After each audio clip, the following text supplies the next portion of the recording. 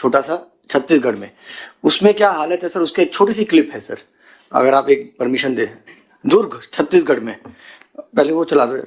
Recorded the highest number of cases in India, the second highest number of cases in India in the last 24 hours. And in Durg, a major district in Chhattisgarh, just look at these tragic visuals where bodies are piling up in morgues. A body pileup at the mortuary of the government hospital in Chhattisgarh's Durg, the epicenter of the state's second COVID wave. Just in the last week, 38 people have died of COVID in the district and over 6,000 have been infected by the coronavirus.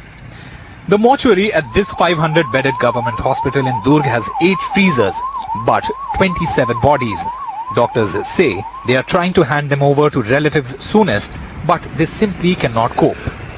10 patient करीब आते हैं भर्ती होने, और हमारा death का आंकड़ा जो है 4 करीब है, 4 से 5। मर्क्यूरी में बहुत संख्या में मुझे पता चला है कि डेड बॉडी रखी हुई है, जिसको टिप्पणी की कार्रवाई कर रही है। Similar scenes at this crematorium in Durg, with relatives in PPE suits performing last rites of those who have died from the virus.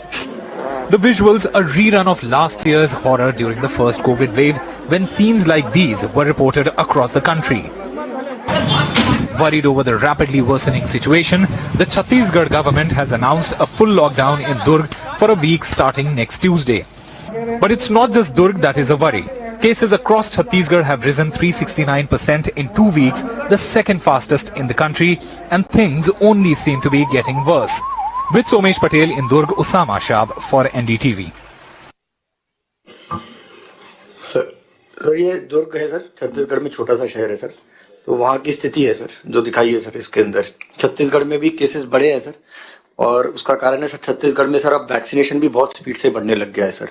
एक दिन में अब उन्होंने 2 दिन में पिछले 3 लाख से ज्यादा वैक्सीनेशन करा है सर। एक्चुअली जहां जहां पे भी सर केसेस बढ़ रहे हैं सर, वहां पे वैक्सीनेशन भी बहुत स्पीड से बढ़ रहा है सर। महाराष्ट्र पहले पीछे चल रहा था वैक्सीनेशन में, जब केसेस बढ़े तो महाराष्ट्र रेगुलरली अब sir 3 lakh 3.5 lakh daily basis पे वैक्सीनेशन हो रहे हैं। एक प्रेजेंटेशन है सर जो कोविड और उसके बारे में है सर, वैक्सीनेशन के बारे में। नेक्स्ट सर, ये भारत के आंकड़े और राजस्थान के आंकड़े को कंपेयर करते हैं।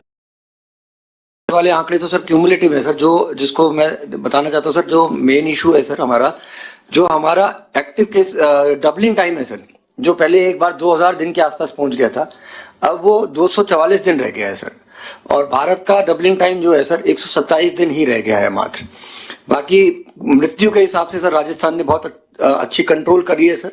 हमारा 0.84 ही मृत्यु दर है सर, तो उसमें हमने अच्छा करा है सर। लेकिन अब जो रिलेटिवली बड़ा है उसका रिफ्लेक्शन केस डबलिंग टाइम में आ रहा है सर, जो धीरे करके 244 दिन ही रह गया है। 240 पहले कितना था? 2000 के आसपास पहुंच गया था सर।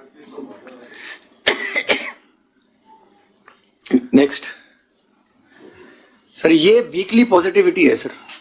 पिछले वीक में सर हमारा एकदम से राइज हुआ है सर, पूरे इंडिया में एक भी राइज हुआ है सर।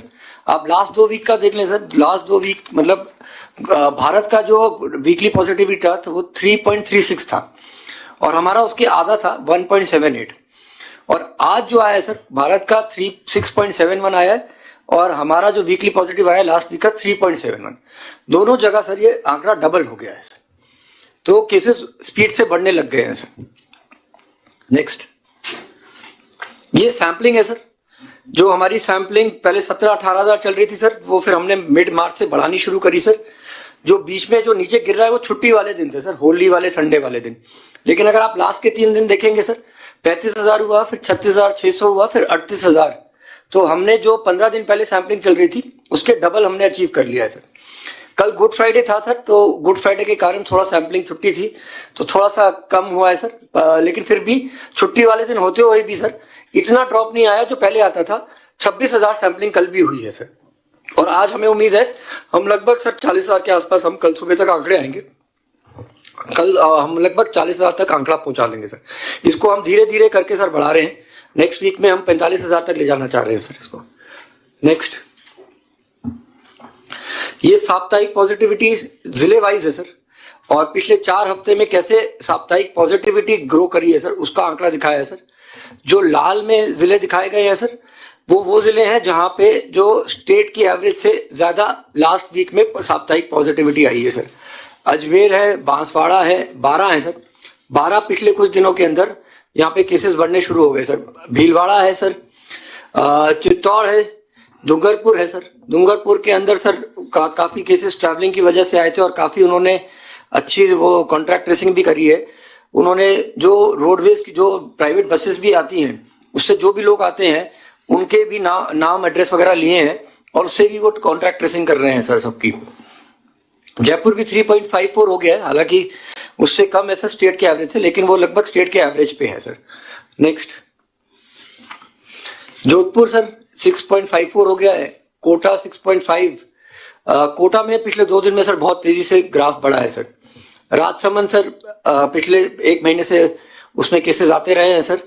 पहले नाथद्वारा के थे सर, अब नाथद्वारा के अलावा भी सर ग्रामीण इलाके के भी आने लग गए हैं सर। सिरोही में अब बढ़ा है सर। सिरोही के अंदर आबू रोड समस्या के रूप में निकला है सर। आबू रोड के अंदर 2 मुख्य कारण रहे सर। वहां पे ये ब्रह्म कुमारी की जो अध्यक्ष थी सर, जानकी माता, उनकी मृत्यु पे सर बहुत 10 दिन तक प्रोग्राम चलते रहे, उसके कारण ये रिफ्लेक्शन आया है सर। और वहां पे एक MD यूनिवर्सिटी है कोई, वहां पे बच्चों में आया है सर। उदयपुर के अंदर भी सर बढ़ रहा है सर। उदयपुर के अंदर पहले भी था और अभी और बढ़ गया है सर। 5.29 पॉजिटिविटी है सर। तो जैसे मैंने पहले कहा सर, हमारी वीकली पॉजिटिविटी पिछले हफ्ते के मुकाबले अब 3.71 हो गई है सर। नेक्स्ट, ये सर ऑक्सीजन बेड्स और ICU बेड्स की स्थिति दिखाता है सर। इसको नेक्स्ट पे ले जाएंगे, टोटल दिखा देते सर। जो हमारे ऑक्सीजन बेड्स जो ऑक्यूपाइड है वो 245 है सर और ICU बेड्स 138 है सर। तो इसके अंदर अब धीरे धीरे बढ़ रहा है सर। जैसे RUHS के अंदर टोटल जो मरीज भर्ती थे सर कल तक वो थे 115 और एक ही दिन में 17 मरीज और ऐड हुए हैं, मतलब 10% से भी ज्यादा मरीज ऐड हुए हैं। तो मरीज ऐड होने की संख्या सर अब बढ़ती जा रही है। पहले 5-6 ऐड हो रहे थे और कल सर 17 मरीज ऐड हुए हैं सर। तो RUHS में भी संख्या बढ़ती जा रही है। नेक्स्ट, ऑक्सीजन की सप्लाई सर जो यूज हो रहा है कंजम्पशन, 31 मार्च को 1188 सिलेंडर यूज हुए थे सर कोविड के मरीजों के लिए। जो ब्लू वाला है सर, ब्लू वाला जो ग्राफ है सर, वो नीचे 2 कॉलम है, एक ब्लू है ऑरेंज में। ऑरेंज वाला नॉन कोविड के लिए है सर और ब्लू वाला कोविड के लिए है सर। तो वो 1188 से सर 1400 से ऊपर सिलेंडर्स अब यूज हो रहे हैं सर। नेक्स्ट, ये सर डेली केसेस की अगर तुलनात्मक स्थिति देखें सर, अगर इनका ग्राफ देखें सर, तो जैसे इंडिया का बढ़ रहा है वैसे अब राजस्थान का भी बढ़ रहा है सर पिछले 3-4 दिनों से, और काफी स्टीप बढ़ रहा है सर ग्राफ। कल सर वो एक VC भी हुई थी सर, कैबिनेट सेक्रेटरी साहब ने ली थी सर, और DGP साहब भी थे सर, प्रिंसिपल सेक्रेटरी होम भी थे सर। तो उन्होंने 11 स्टेट्स को आइडेंटिफाई करा था सर और उनके ग्रोथ रेट दिखाए थे सर। वहां पे काफी स्टीप राइज सर, लास्ट के 3-4 दिनों के अंदर बहुत ही ज्यादा स्टीप राइज हुआ है सर। और 7% पॉजिटिविटी, 23% पॉजिटिविटी महाराष्ट्र की, छत्तीसगढ़ में भी 7 से 8% पॉजिटिविटी। नेक्स्ट, ये सर क्रिटिकल जिले हैं सर जहां पे हमारा केस आ रहे हैं सर। जयपुर के अंदर आज काफी ज्यादा केस आए हैं सर, 300 से ज्यादा आए हैं सर। उदयपुर के अंदर भी कंटिन्यूअसली बढ़ रहा है सर। कोटा के अंदर जैसे मैंने बताया सर 2 दिनों में कल 195 आया था, आज भी उसी के आसपास आंकड़ा है सर। जोधपुर के अंदर भी तेजी से बढ़ा है सर आंकड़ा। इन सब ने सर लेकिन अपनी सैंपलिंग भी बढ़ाई है, तो केवल आंकड़े की नहीं, सैंपलिंग भी काफी बढ़ाई है सर इन्होंने। जयपुर तो लगभग 6000 सैंपल कर रहे हैं सर, और जोधपुर कोटा भी सर 2-2000 से ऊपर सैंपल कर रहे हैं सर। नेक्स्ट, राजसमंद में सर आज फिर आंकड़ा आया है सर। डूंगरपुर में भी सर 100 से ऊपर ही चल रहा है सर रेगुलर बेसिस पे। भीलवाड़ा में भी आज आंकड़ा आया अच्छा सर। अजमेर भी सर लगभग 100 के आसपास, 90-100 के बीच में आ रहा है सर अब। नेक्स्ट, ये वैक्सीनेशन की स्थिति है सर। बीच में हमारा थोड़ा सा ड्रॉप आ गया था सर, 28, 29, 30, 31। ये बेसिकली होली के कारण था सर। होली 2 दिन, फिर उसके बाद लोग वापस आते हैं उसके अंदर, तो उसके अंदर थोड़ा सा हमारा थोड़ा सा पीछे हो गया। लेकिन जिन स्टेट्स के अंदर आप देखेंगे सर, जैसे मैं अभी बात कर रहा था, गुजरात, महाराष्ट्र, जहां पे बहुत ज्यादा केसेस आ रहे हैं, वहां पे कॉन्टिन्यूअसली सर 3.5 लाख लोग आ रहे हैं सर वैक्सीनेशन कराने। छत्तीसगढ़ में पहले सर 1 लाख के आसपास भी मुश्किल से आते थे। पिछले कल 3.5 लाख से ऊपर वैक्सीनेशन हुए हैं सर। तो आज हमने VC भी ली थी सर CMHOs के साथ सारे, और हम सर अगर देखेंगे तो सर इन स्टेट्स के मुकाबले ये जो 5-7 स्टेट्स है, पंजाब, गुजरात हो गया या एमपी हो गया या छत्तीसगढ़ हो गया, थोड़ा सा हमारे पास अभी एक हफ्ता पीछे टाइप चल रहे हैं सर। तो जो उनकी पोजीशन आ जाए सर वो हमारी एक हफ्ते के अंदर आने की शायद संभावना है। तो ये एक हफ्ता अगर सर हम वैक्सीनेशन को अच्छे से खींच ले सर, तो आज वीसी स्पेसिफिकली हमने इसी ले ली थी और कलेक्टर्स को भी बोला है सर, हम 3 से 3.5 करने लग गए सर। अब कल हमने 3,40,000 के आसपास किया। इसको हम चाह रहे हैं सर कि इसको हम 6-7 लाख के आसपास अगर ले जाएं अगले 10 दिनों में डेली, तो एक बड़ा परसेंटेज जिनकी मृत्यु होती है उस कैटेगरी के लोगों को हम वैक्सीन लगा लेंगे तो संभवतः सर उनकी मृत्यु के चांसेस बहुत कम हो जाएंगे। तो उसमें सर मैं आगे भी लाया हूं सर, हमारे को इसके अंदर बाकी डिपार्टमेंट से भी थोड़ा सा सहयोग चाहिए होगा सर, वो मैं आगे बता दूंगा सर हम क्या एक्सपेक्ट कर रहे हैं सर। नेक्स्ट, ये वैक्सीन का ही है सर, ये फर्स्ट फेज सर। आज से सर गवर्नमेंट ऑफ इंडिया ने सर, मैं निवेदन कर दूं सर, अभी शाम को ही मैसेज आया, उनका लेटर आया सर सेक्रेटरी मेडिकल हेल्थ का, FLW और HCW की कैटेगरी उन्होंने बंद कर दी। अब उन्होंने कहा है 45 एंड अबव का ही करना है। FLW और यानी कि फ्रंटलाइन वर्कर्स और हेल्थ केयर वर्कर्स की अलग कैटेगरी चलती थी पहले, वो आज से उन्होंने सॉफ्टवेयर में बंद कर दी और केवल 45 एंड अबव का चलना है। उनका ये मानना है कि उनको बहुत टाइम दे दिया और काफी उन्होंने टीके लगा लिए हैं। 45 के बाद में कोई हो, कोई भी हो सर, तो वो उसी को करना है सर। सेकेंड डोज उसी में लग जाएगा सर, सॉफ्टवेयर में लग जाएगा, सेकेंड डोज लग जाएगा, उनका लग जाएगा। नए रजिस्ट्रेशन नहीं होंगे सर। नेक्स्ट, ये 45 प्लस एज का है सर, फर्स्ट डोज का। ये हमने इलेक्ट्रल रोल के हिसाब से लिया है सर। इलेक्ट्रल रोल के हिसाब से हमारे यहाँ पे 2,09,45 प्लस लोग हैं, यानी कि लगभग 25% पॉपुलेशन हमारी 45 प्लस की क्राइटेरिया में आती है। अगर इसको हम सेंसिस का जो प्रोजेक्टेड पॉपुलेशन है वो देखें तो वो लगभग 1.5 लाख है, तो लगभग 60 लाख लोगों का फर्क आता है सर। वो तो एक स्टैटिस्टिकल इशू है सर, लेकिन अगर ये 25% लोगों को सर हम लगा दे सर, 1 महीने के अंदर लगा दे, एक शॉट लगा दे सर, तो हमारी डेथ की प्रोबेबिलिटी कम हो जाएगी सर। उसके लिए लगभग हमारे को 7 से 7.5 लाख लोगों को रोज वैक्सीनेशन लगाना पड़ेगा सर। इसके अंदर जो स्टेट का एवरेज देखें सर, तो स्टेट का एवरेज 22% है, जो काफी अच्छा है सर, बाकी राज्यों के मुकाबले काफी अच्छा है सर। लेकिन ये 45 प्लस अब बता रहा हूं सर, 60% में अबव में तो हमारा और भी अच्छा है सर। और अगर जो गवर्नमेंट ऑफ इंडिया टारगेट देती है वो हमारे को उसके हिसाब से देती है सर, सेंसस की पॉपुलेशन के हिसाब से, उसके हिसाब से देखेंगे तो हमारा परसेंटेज और भी अच्छा है। लेकिन हम चाह रहे हैं सर कि जितने भी हमारी परसेंटेज निकलती है 20 से 25% जितनी भी है, उसको अगर हम वैक्सीनेशन लगा दें सर, तो वो 2 तरीके से हमारे को हेल्प करेगा सर। एक तो डेथ रेट कम हो जाएगी सर, दूसरा वो जो चेन बनती है सर, वो चेन को भी स्लो डाउन करने में हमारे को हेल्प करेगा सर। नेक्स्ट सर, ये इसी की डिटेलिंग है सर। हमने इनको 31 मार्च को कहा था कि आप 24 वर्किंग डेज के अंदर इसको खत्म कराएं, तो 24 वर्किंग डेज के अंदर हमने 7.25 लाख पर डे का करने का एवरेज निकाली थी सर। अब हम उनको जो वो हर डे करते हैं उसको एडजस्ट करते हुए आगे के 22 दिनों का हम उनको रिवाइज टारगेट दिए जा रहे हैं जिलों को। जैसे अगर नागौर को खत्म करना है तो उसको 30,000 पर डे लगाने पड़ेंगे, बूंदी को 10,000 लगाने पड़ेंगे, झालावाड़ को 13,000 लगाने पड़ेंगे। इससे थोड़ा सा माहौल भी बन रहा है सर और थोड़ा सा जिलों के ऊपर प्रेशर भी बन रहा है। तो हम अब हर दिन का टारगेट कम करते हैं और ये थोड़ा सा जो टारगेट है हर दिन बढ़ता रहता है, क्योंकि वो इतना अचीव नहीं कर पा रहे, तो इससे उनके ऊपर थोड़ा सा प्रेशर बना हुआ है। नेक्स्ट, तो जैसे 7,30,000 के आसपास पर डे का टारगेट था, अब ये 7,42,000 के आसपास पहुंच गया। और सबसे ज्यादा टारगेट सर जयपुर का हो गया, लगभग 80,000 उसको लगाने पड़ेंगे पर डे, अगर वो आगे आने वाले 22 दिन के अंदर एक शॉट सारे 45 एंड अबव को लगाना चाहते हैं सर। नेक्स्ट, ये भी हुई है, इसको इसको आगे कर दो।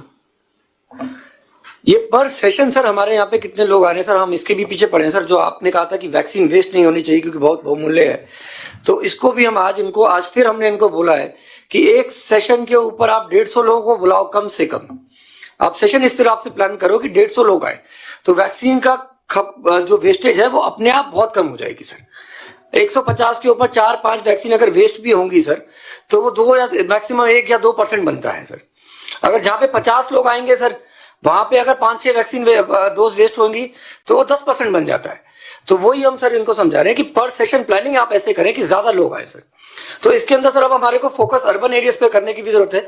तो सर भी सर डेली बेसिस के ऊपर अपने सीओ से, कमिश्नर से, सर ईओ से बात कर रहे हैं, क्योंकि शहरों के अंदर हमारे पास मोबिलाइज करने के लिए दो ही तरीके हैं सर, अर्बन लोकल बॉडीज का स्टाफ और बीएलओ से।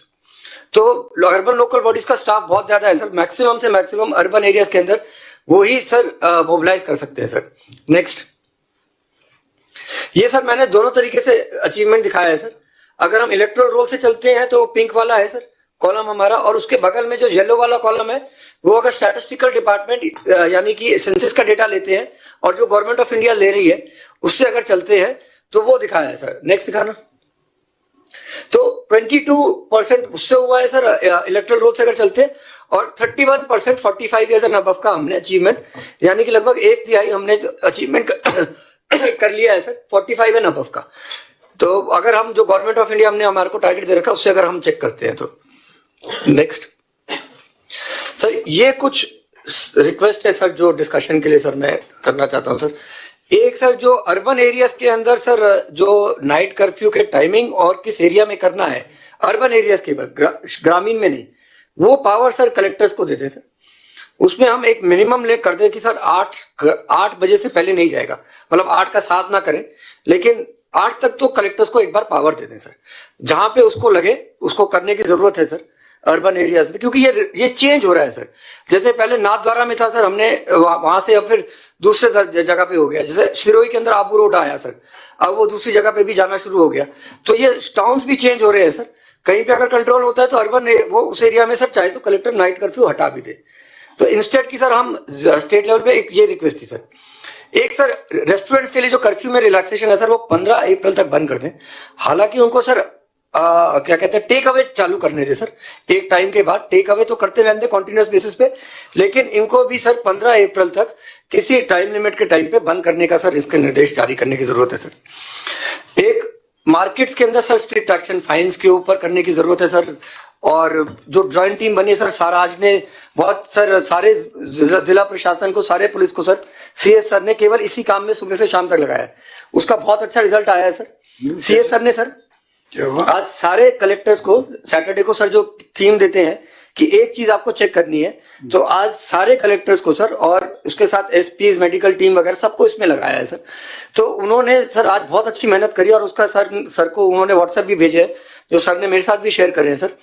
तो उन्होंने काफी अच्छे अब बताओ। इस पे सर आज मैंने उनको सुबह सैटरडे को मैं कलेक्टर को करता हूँ, तो आज मैंने थीम ये रखा कि जो बॉर्डर डिस्ट्रिक्ट है सर, गंगानगर से लगा के जालोर तक सारे करीबन 19 जिले, इन कलेक्टर्स को मैंने कहा भाई आप मौके, कल अभय कुमार जी भी बता रहे थे सर कि जो बाहर से जो लोग आ रहे हैं उनका आरटीपीसीआर इफेक्टिवली हो नहीं पा रहा है, चेकिंग प्रॉपर हो नहीं पा रही। तो सारे कलेक्टर्स आज सर, ये 19 कलेक्टर है, ये सब अपने मौके पे बॉर्डर पे जाके चेक पोस्ट देगा सर, और वहां पे मेडिकल टीम साथ में पुलिस, क्या व्यवस्था है क्या नहीं है, रजिस्टर कैसे हो रहा है, वो फिर वो सारे वीडियो बना के उन्होंने मेरे को भेजे थे, वो मैंने इनको भेजे। तो उसमें कुछ 4-5 जगह कुछ कमियां हैं, तो उन कमियों को अपन दूर कर लेंगे सर। कहीं मान लो मेडिकल टीम की ढिलाई है, या कहीं पुलिस की व्यवस्था ठीक नहीं थी, कहीं एसडीएम का इन्वॉल्वमेंट नहीं था, कई कलेक्टरों ने एसडीएम को वो 17 सीसी के नोटिस भी दिए हैं। तो ये सारा वो तो बॉर्डर डिस्ट्रिक्ट का है। और जो अंदर वाले डिस्ट्रिक्ट है सर, जहाँ की और स्टेट से नहीं आ रहे, जो हमारे लैंडलॉक डिस्ट्रिक्ट है, उनको मैंने उन कलेक्टरों को कहा था भाई आज आप जाके वैक्सीनेशन साइट और आपका जो ये कंटेनमेंट जोन और आपका जो ये आइसोलेशन वार्ड है, ये सारे देखिए। तो करके सर 33 वीडियो मैंने इनको भेज दिए हैं, तो अब ये उसको देख देख के जहां जहां कोई कमी होगी तो वो पूरी करेंगे। इससे एक इम्पैक्ट अच्छा गया और सारा एक प्रभाव सही पड़ा है सर। तो रिक्वेस्ट यही थी सर कि फाइन्स और बढ़ाए सर, मास्क वगैरह जो है सर, किसी को राइट नहीं है कि दूसरे को वो बढ़ाए सर, दूसरे को कोविड कोरोना का वायरस ट्रांसफर करे सर। तो मास्क के ऊपर स्ट्रिक्ट एक्शन हो जाए सर।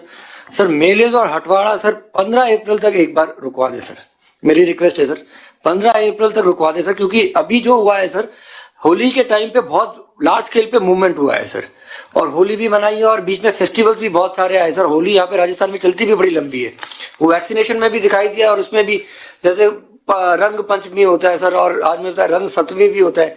सर भी बता रहे थे रास्ते में पूरे लोग होली खेल रहे थे अभी भी, तो इसका इम्पैक्ट सर 15 अप्रैल तक आएगा। और ये जो कैरियर्स होंगे सर वो 15 अप्रैल तक और बढ़ाएंगे। अगर ये लोग मेले में आना अलाउ करेंगे, हम इनको हटवाड़ों में आना अलाउ करेंगे, तो 15 अप्रैल तक सर एक बार इसको रुकवा दें सर, मेरा ये रिक्वेस्ट है सर। और एक गैदरिंग की भी सर फिगर को थोड़ा सा कम कर दे अप्रैल एंड तक सर, उसके बाद चाहे बढ़ा दे सर, क्योंकि ये जो अभी कैरियर्स है सर, अगर इनको हम रोक सके कि ये सुपर स्प्रेडर ना बने, तो उसके लिए ये आवश्यकता है सर।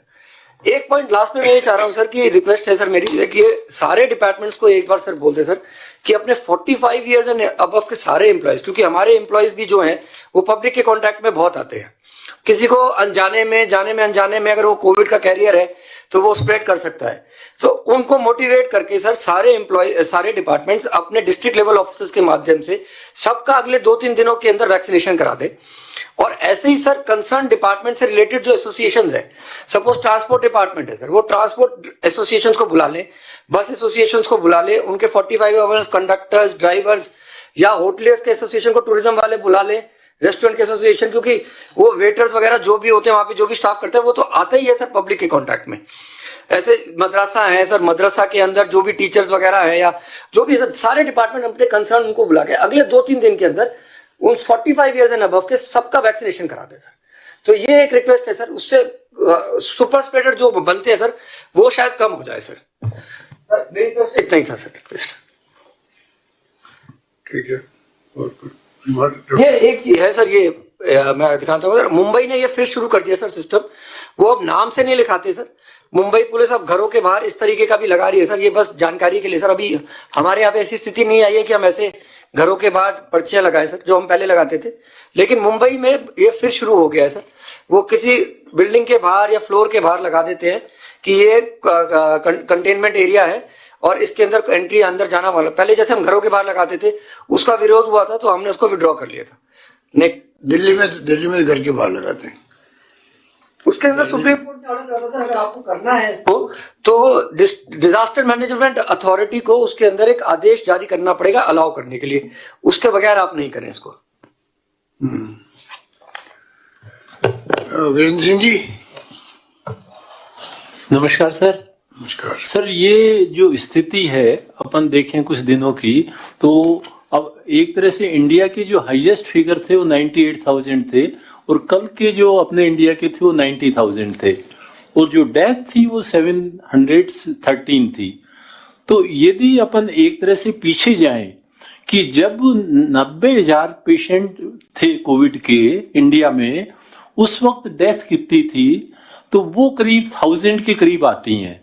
तो यानी अपन एक तरह से कह सकते हैं कि करीब 70% मोर्टेलिटी इस सेकेंड वेव में है, जो लेकिन ये अभी प्रीमेच्योर होगा कहना, क्योंकि ये सेकेंड वेव बड़ी तेजी से चल रही है और मुश्किल से ये 2 वीक से कम टाइम हुआ है इसमें। तो इसकी मोर्टेलिटी यूजुअली या डेथ रेट पेशेंट्स में कॉम्प्लिकेशंस के बाद में करीब 2, 3, 4 वीक बाद आती है। तो पर ये कह सकते हैं करीब 70% है। तो अब इसमें किया क्या जाए सर? इसमें एक दो हैं जो चल रही हैं। एक तरफ तो क्या है कि लोग मिक्स हो रहे हैं क्योंकि डर निकल गया, भय निकल गया बिल्कुल टोटल। तो कहीं भी शादी में जाते हैं, कोई गैदरिंग में जाते हैं, तो मुश्किल से 1-2 जने हम जैसे मास्क में आते हैं, वो भी फिर शर्म से नीचा करना पड़ जाता है। और वो तो इसलिए मिक्सिंग बहुत ज्यादा हो रही है और इसका परिणाम है कि हम बहुत तेज गति से, जैसे फर्स्ट वेव के कंपैरिजन में इस बार सेकेंड वेव में बहुत तेज गति से हम कर रहे हैं। यही रहा तो इंडिया में हो सकता है आज 90,000 है, लेकिन 2-3 वीक में 3-4 लाख लोग भी आ जाएं, जो कि अमेरिका का फिगर 3.5 लाख का है, उससे ऊपर हम पहुंच जाएं। तो एक तो यदि हमने ये खुला रखा तो ये एकदम तेजी से सबको इन्वॉल्व कर लेगा। दूसरा ये है कि सर इसमें यदि खुला रख देंगे तो चलो हर्ड इम्यूनिटी आ गई, सारे 100% इन्वॉल्व हो गए, नेचुरल डेथ से वायरस मर गया, लेकिन उसके साथ में डेथ बहुत होंगी। अब दूसरा अपने पास में एक बहुत अनूठा हथियार है वैक्सीनेशन का। यदि किसी तरह से करके, जैसे राजस्थान लीडर है और अपन मीडिया के थ्रू या और मोटिवेट करके ज्यादा से ज्यादा लोगों को दिन रात मेहनत करके लगवा देते हैं वैक्सीन, तो शायद एक तरह से वो जो आज आंकड़े आ रहे हैं कि अमेरिका, इजराइल एंड इंग्लैंड, ये 3 लीडर हैं जिन्होंने, इजराइल ने 100% वैक्सीनेशन कर दिया, इंग्लैंड ने करीब 55-60% कर दिया और अमेरिका ने करीब 40% वैक्सीनेशन कर दिया। और नतीजा ये निकला कि वहां पे number of case and death की बहुत कम संख्या के अंदर हो रही हैं। तो यदि हम वैक्सीनेशन बढ़ा के, क्योंकि अभी हमारे पास 2-3 वीक का टाइम है, आज का महाराष्ट्र कल का राजस्थान नहीं बने, तो इसके लिए यदि अपन ने कर लिया तो एक एग्जाम्पल सेट हो जाएगा कि हमने बचा लिया, बाकी लोग नहीं कर पाए वो हमने कर लिया। Thank you sir. Thank you doctor Bhandari ji. Good evening sir. जैसा कि विदित है, डेफिनेटली सर केसेस काफी बढ़ रहे हैं, बट शुरू में हमको ऐसा लगा था कि सर फर्टिलिटी या डेथ रेट कम है। अभी कुछ इस तरह लिटरेचर में आया सर कि सेकेंड वेव के शुरू में कॉम्प्लिकेशंस कम है और पेशेंट यंग एज के भी ज्यादा आ रहे हैं, बट अब धीरे धीरे सर पेशेंट में कॉम्प्लिकेशंस भी देखने को मिले हैं। बट अभी तक हमारी डेथ रेट जो कि पिछले साल अप्रैल माह से काफी कम है, जो कि अभी 0.5% है, पिछले साल करीब ये 2 to 3% थी। तो डेफिनेटली केसेस बढ़ रहे हैं सर, बट अभी तक क्रिटिकल केसेस और मॉर्टेलिटी वाले कम आ रहे हैं। दूसरा सर, अभी ऐसा पाया गया है कि भारत में वेरिएंट को जो स्प्रेड हो रहा है उससे लिंक नहीं किया जा सकता, ये थोड़ा सोशल केयरलेसनेस के कारण ज्यादा स्प्रेड हो रहे हैं। तो हमारे स्प्रेड का कारण अभी तक वेरिएंट को नहीं पाया गया है, ये हमारी सोशल शीतलता को इससे लिंक किया गया है सर। और सबसे ज्यादा ये मास्किंग और सोशल डिस्टेंसिंग इसलिए आवश्यक है सर कि अभी तक हमारे यहाँ पे वेरिएंट या म्यूटेशन ने प्रॉब्लम क्रिएट करना शुरू नहीं किया है, और ये म्यूटेशन और वेरिएंट तभी बनते हैं जब केसेस बहुत अधिक मात्रा में आ जाते हैं। तो एक दूसरा चिंता ये है सर कि अगर सेकेंड वेव में इसी स्पीड से केसेस बढ़ते चले गए तो शायद म्यूटेशन डेवलप हो सकता है, ये इंपॉर्टेंट है सर। और म्यूटेशन और इसको रोकने का तरीका ही वैक्सीनेशन है, जैसा ये बताया गया है सर। और ये ह्यूमन बिहेवियर की शीतलता के कारण इनको बढ़ना बताया है। तीसरा सर, एक बहुत इंपॉर्टेंट ऑब्जर्वेशन है, RUHS में आज की तारीख में हमारे यहाँ 132 पेशेंट एडमिटेड हैं। एक छोटा सा सैंपल एग्जांपल है पूरे स्टेट का सर, उसमें 40% पेशेंट ऐसे हैं जिनके लंग 40 से 70% तक डैमेज है, बट पहले 6 दिन में उनका RT-PCR नेगेटिव था। तो काफी अधिक मात्रा में जिनके ILI के सिम्टम्स हैं और उनको हम डायग्नोज नेगेटिव RT-PCR होने के बावजूद भी CT स्कैन के द्वारा कर रहे हैं और पेशेंट जल्दी रिपोर्ट कर रहे हैं। तो पूरे स्टेट में जो हमारा प्रोटोकॉल था सर, उसको हम थोड़ा प्रोपोगेट करें, जिससे अगर अर्ली डायग्नोसिस हो सकता है तो हमें इसमें कंट्रोल करने के अंदर बहुत हेल्प मिलेगी। और एक और है सर कि अगर हम नंबर ऑफ डेथ्स देखें तो पिछले साल और इस साल के अंदर ये काफी कम है, बट कॉम्प्लिकेशंस काफी अधिक है। अभी कुछ एसिम्प्टोमेटिक पेशेंट्स भी अधिक आ रहे हैं और वो प्रोबेबल स्प्रेडर अधिक होने के चांसेस हैं सर। सो इन सब को देखते हुए अभी का ऑब्जर्वेशन ये है सर कि अभी तक मृत्यु दर कम है, बट कॉम्प्लिकेशंस काफी आ रहे हैं और RT-PCR नेगेटिव होने के बावजूद भी 40% केसेस में एडवांस कोविड कॉम्प्लिकेशंस आ रहे हैं। और हमारे ऑलमोस्ट 132 में से 100 पेशेंट्स वार्ड्स में हैं, इसमें आधे पेशेंट्स को ऑक्सीजन की आवश्यकता है और 30 पेशेंट्स ICU में हैं, बट अभी तक मॉर्टेलिटी रेट पहले के मुकाबले बहुत कम है सर। Thank you sir. ठीक है राजा बाबू।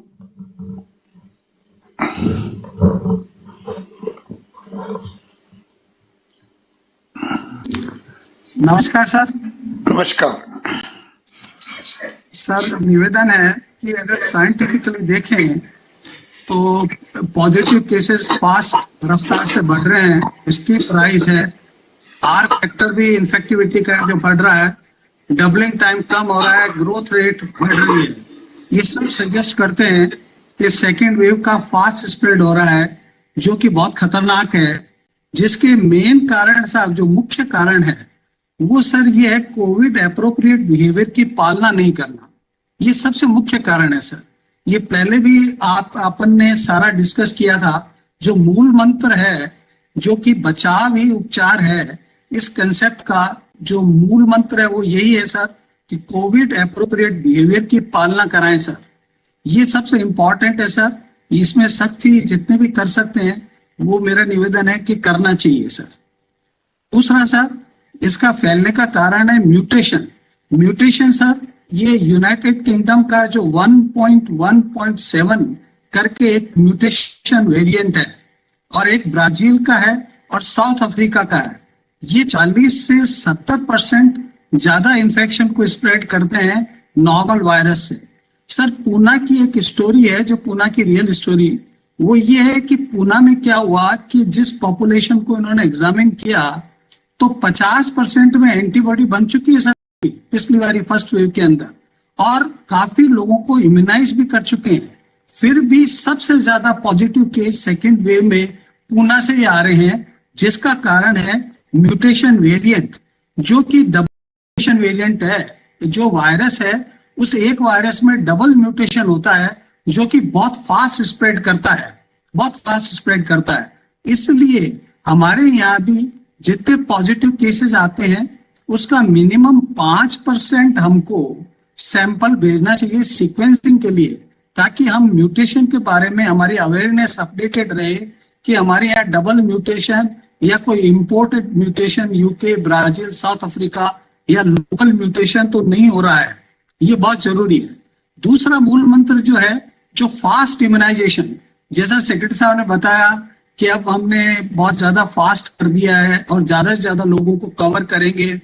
सर, निवेदन ये है कि काफी स्टेट्स ने गवर्नमेंट ऑफ इंडिया को लिखा है, हमें भी एक निवेदन करना चाहिए कि अब ये सिर्फ टू यंग पर्सन हो गया है सर। ये बुजुर्ग लोगों को तो वैक्सीनेशन भी लग गया है और वो बाहर जाते भी कम है। अब क्या यंग पॉपुलेशन है जो बाहर जाती है, काम करती है, और म्यूटेशन जो वायरस का है वो उनको इन्फेक्ट करता है। और सर, काफी म्यूटेंट ऐसे हैं जो RT-PCR भी पॉजिटिव नहीं आता, उस पर न्यूट्रलाइजिंग एंटीबॉडी भी काम नहीं करती, और वैक्सीनेशन भी कई म्यूटेंट्स में इफेक्टिव नहीं है। इसलिए हमारे स्टेट को पता रहना चाहिए कि हमारे यहाँ कितने वेरिएंट्स हैं, कुछ वेरिएंट्स आ गए हैं क्या, जो कि मैक्सिमम महाराष्ट्र, पंजाब में पाए गए हैं। अच्छा, स्टेप में सबसे इंपॉर्टेंट यही है सर, आपसे निवेदन है और सब लोगों से निवेदन है, under the leadership of the social leaders, political leaders और रिलीजियस लीडर्स, ये प्रचार प्रसार खूब ज्यादा किया जाए और इनकी कोविड डिसिप्लिन है, बिहेवियर है, उसकी अनुपालना कराया जाए। ये एक ही मंत्र है सर, ये और द फास्ट इम्यूनाइजेशन, ये दो चीजें हैं जो बहुत इंपॉर्टेंट है। तीसरा सभी जानते हैं और हमारे सारा एडमिनिस्ट्रेशन कर भी रहा है, वो ट्रेस और टेस्टिंग जितनी ज्यादा कर सके हमें वो करनी चाहिए। दूसरी बात है कॉन्टेक्ट ट्रेसिंग यूजुअली प्रैक्टिस ये है सर, एक पेशेंट के पीछे 5-6 की करते हैं। ऐसा रिकमेंडेशन इंटरनेशनल ये है, जब ये फास्ट स्प्रेड होता है तो 1:30, एक के पीछे 30 कॉन्टेक्ट का टेस्ट करना आवश्यक है। अंत में मेरा इतना ही निवेदन है सर कि हॉस्पिटल की जो फैसिलिटीज है वो तो हमारी अच्छी है ही, ऑक्सीजन सप्लाई और बेड्स अच्छे हैं, वेंटिलेटर भी उपलब्ध हैं, लेकिन क्या होगा सर, हम ये सोचते हैं कि मोर्टिलिटी कम है। मोर्टिलिटी सर परसेंटेज से कम है, लेकिन जितना ज्यादा इन्फेक्शन स्प्रेड करेगा, जितने लोग ज्यादा इन्फेक्ट होंगे तो नंबर ऑफ पर्सन्स की डेथ ज्यादा होगी। परसेंटेज भले एक रहे, मान लो एक आदमी मरता है 100 पे, तो 200 को होगा तो 2 मरेंगे, लेकिन परसेंटेज तो एक ही रहेगी ना सर। तो इसलिए मेरा ये निवेदन है कि स्प्रेड को रोकना जरूरी है और वो इन दो ही चीजों से रुक सकता है। सबसे इंपॉर्टेंट चीज है ना सर, वो कोविड डिसिप्लिन ही है सर। इसको पिछली तरह प्रचार प्रसार करवाएं और आदेश पारित करें कि उसकी स्ट्रिक्ट कंप्लायंस हो। मेरा इतना ही निवेदन है सर। नमस्कार सर। नमस्कार। अशोक अग्रवाल जी। हाँ सर, नमस्कार।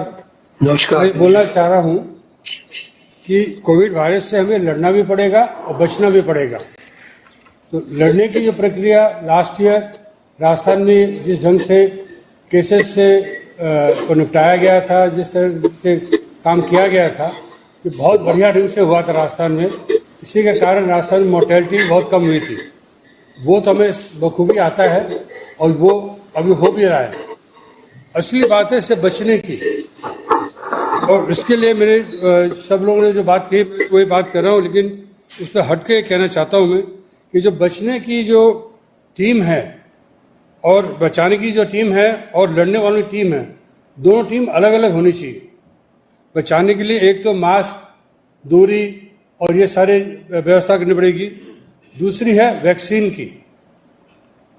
तो और सबसे बड़ी बात यह है सर कि अगर बचाना है हमें तो बहुत सख्ती करनी पड़ेगी और उस सख्ती को डिमोन्स्ट्रेट भी करना पड़ेगा।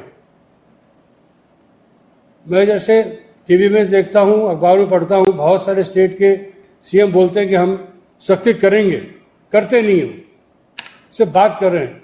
हमारे यहाँ पर हमें कुछ सख्ती ऐसी करनी चाहिए जिससे लोगों के पास मैसेज जाए कि नहीं, वाकई राजस्थान बहुत सीरियस है और बहुत समय पर एक्शन ले रहा है।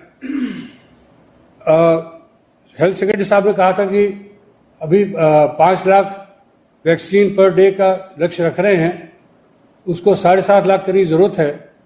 मैं इससे पूर्णतः सहमत हूं, लेकिन मुझे क्या लग रहा है कि इतने लोग मिलने मुश्किल होंगे कि स्वतः इतने लोग आ नहीं रहे हैं।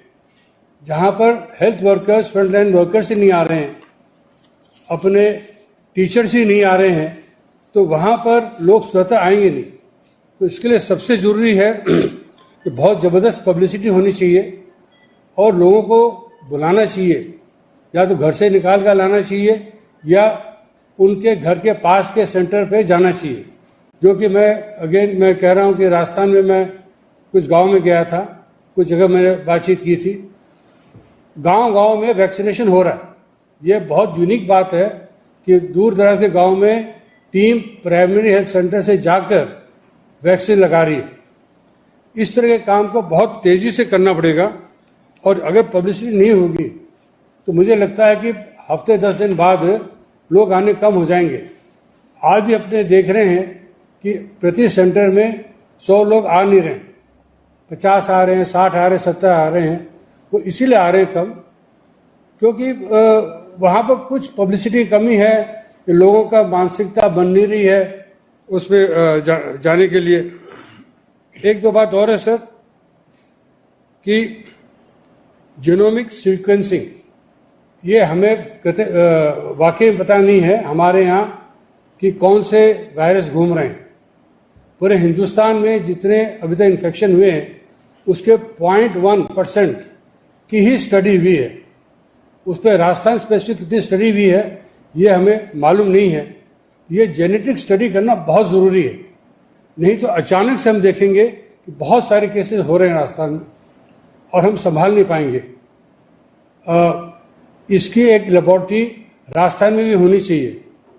अभी तक ये लेबॉर्ट्री हिंदुस्तान में 10-12 जगह है और खर्च लगेगा, लेकिन ये हमारे को आगे तक अगले 20 साल तक भी काम आएगा, क्योंकि जितने भी फ्यूचर में बैक्टीरियाज हो, वायरस हो या और कोई भी सही चीज़ें हैं, उनकी जेनेटिक स्टडी करके तो उसके हिसाब से उसका इलाज होना चाहिए। मेरे यहाँ पर IHMR में एक डॉक्टर है शेवड़ा, उन्होंने USA में यूनिवर्सिटी ऑफ टेक्सास से इसके ऊपर PhD कर रखी है।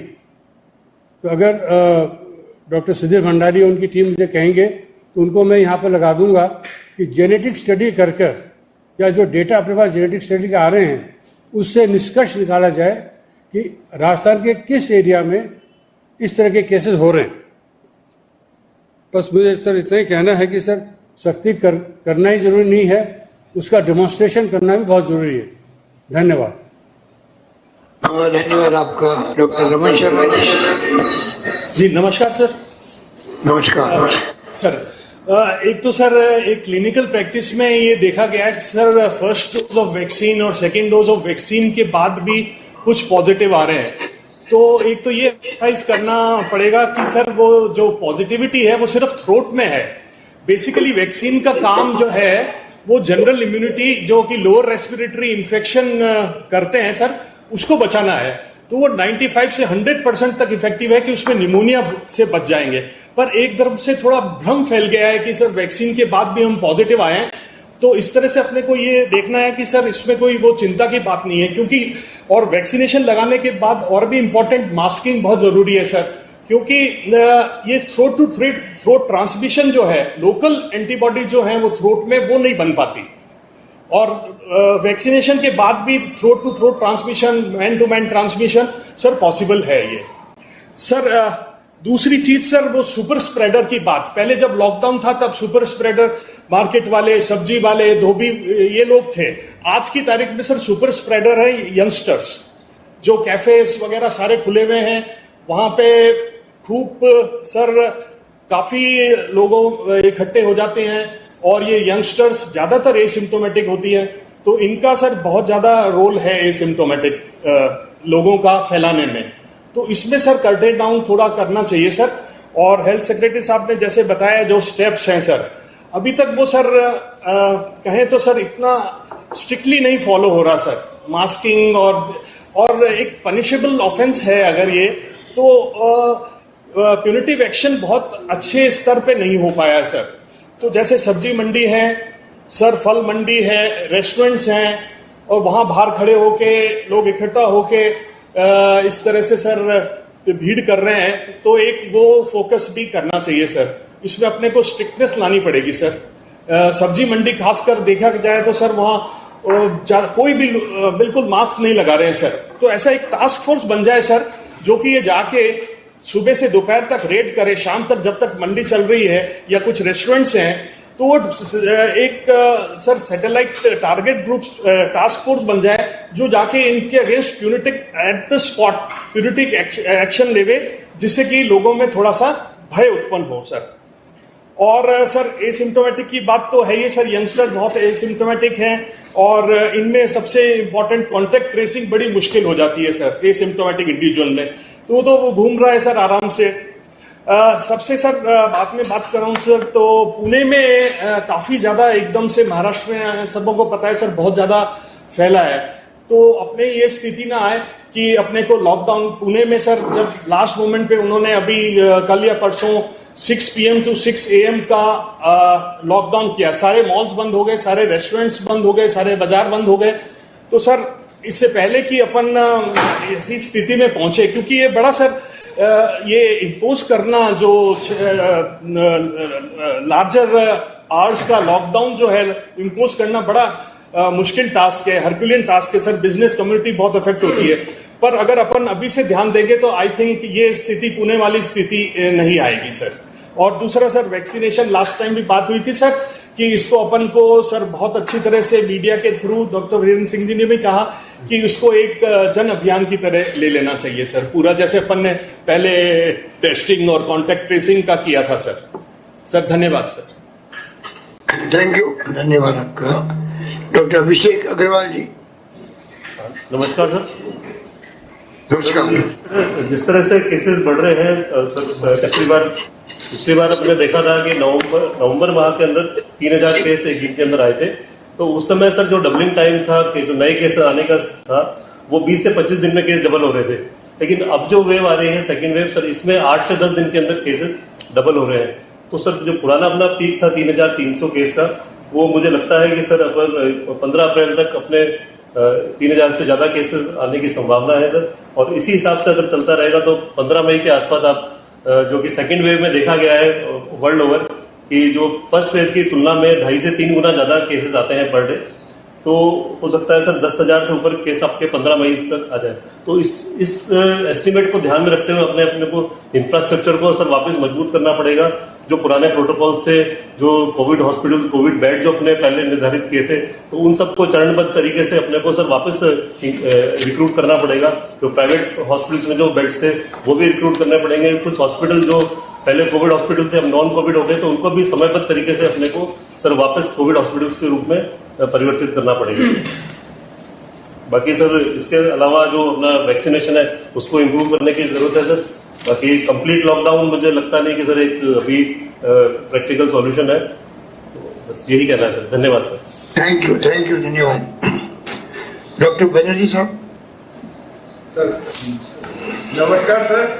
जो सारी बातें एक बार हो चुकी है, पर एक चीज मैं एम्फेसाइज करूंगा सर, वैक्सीनेशन के बाद भी पेशेंट्स पॉजिटिव आते हैं और ये लोग सिम्टोमेटिक कम होते हैं, तो ये अपने आप में एक स्प्रेडर होते हैं। तो वैक्सीनेशन के बाद भी इनको मास्क पहनना जरूरी है। और जो हम देख रहे हैं, जो स्ट्रिक्टनेस है, कोविड डिसिप्लिन है, वो बिल्कुल ग्राउंड लेवल पे बिल्कुल मान्य नहीं है। लोग नहीं समझ रहे हैं, लोग सीरियसली नहीं लेते हैं। बाजार में, मार्केट में, कहीं पे भी जाए मास्क नहीं पहनते हैं। उनको टोकते हैं तो वो हंसी उड़ाते हैं। वो लोग इसको सीरियसली नहीं लेते हैं। तो एक तरह से कैसे भी हो इनके ऊपर स्ट्रिक्टनेस लाना पड़ेगा, क्योंकि हम कहीं पे भी देखते हैं, पब्लिक ट्रांसपोर्ट में देखते हैं, बाजार में देखते हैं, मास्किंग है ही नहीं। बाहर बैठे पान की दुकान के बाहर 4 आदमी गप्पे कर रहे हैं और मास्क नहीं पहने हुए। आप उनको टोके तो वो कहेगा अरे डॉक्टर साहब ऐसे कुछ नहीं होता है। तो दिस इज द कैजुअलनेस उन लोगों में ये भरी हुई है। और रही बात, एक ये जीनोमिक स्टडी करना बहुत जरूरी है, सीक्वेंसिंग करना जरूरी है, क्योंकि म्यूटेंट अब बहुत सारे आ रहे हैं, 3 तो हमें पता है, और भी रोज डेली चेंज हो रहे हैं। तो कुछ परसेंट इन आरटीपीसीआर में से कुछ की जीनोमिक स्टडी सीक्वेंसिंग करना बहुत जरूरी है sir. Thank you sir. Thank you. Doctor Dharmesh Sharma ji. हाँ नमस्कार सर। नमस्कार सर, अभी सर ने बताया कि बेसिकली हमें 2-3 चीजों पर खास ध्यान देना पड़ेगा। जैसा कोविड से लड़ाई में राजस्थान ने पिछले 1 साल में काफी अच्छा काम किया, और कोविड मैनेजमेंट में सबसे इम्पोर्टेंट चीज होती है कि पॉजिटिव केस को हम आइडेंटिफाई करें, ट्रैक करें, उसके सारे कॉन्टेक्ट को ट्रैक करें और ट्रैकिंग करके टेस्ट करें और उनको आइसोलेट करें। उसके जितने भी कॉन्टेक्ट्स हैं उनको क्वारंटाइन करें ताकि वो दूसरे लोगों को फैला नहीं सके। इसके लिए काफी सारे हेल्थ केयर वर्कर्स इस काम में लगे हुए हैं। दूसरा जो कोविड प्रोटोकॉल है, जिसके अंदर बिहेवियर लोगों का, जो बिहेवियर चेंज कम्युनिकेशन, जिस पर पिछले साल भर से काम किया जा रहा है, लेकिन जैसे जनवरी फरवरी में केसेज कम हुए सर, तो उसके बाद में बिहेवियर काफी लैक हो गया और उस लैकिंग को अभी भी कंटिन्यू लोग किए हुए हैं। लोग अभी भी मास्किंग का यूज नहीं करते, क्राउड बिहेवियर लोगों का है, भीड़ भरे स्थानों पर बिना काम भी जाते हैं।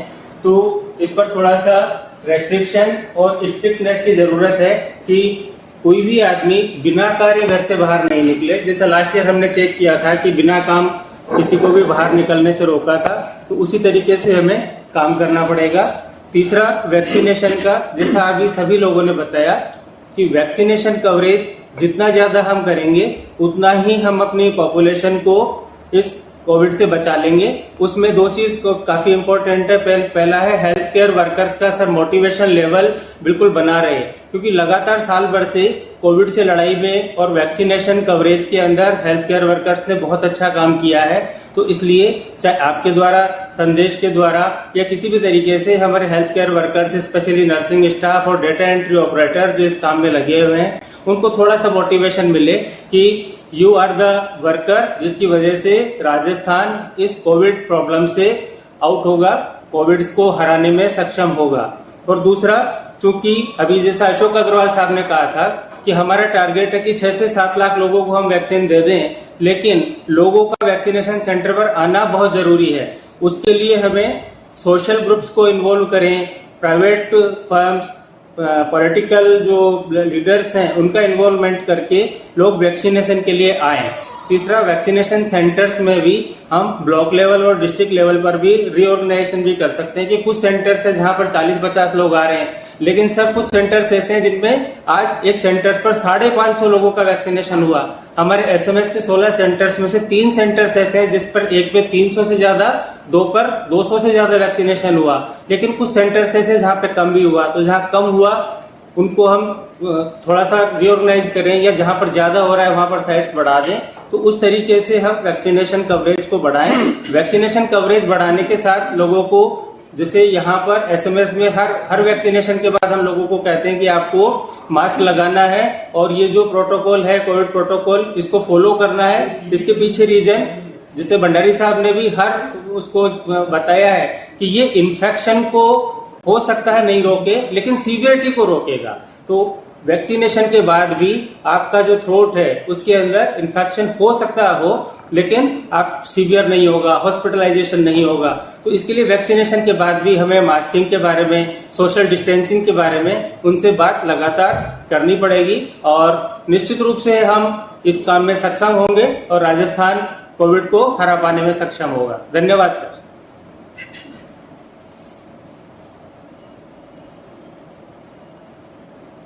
Doctor S K. सिंह साहब।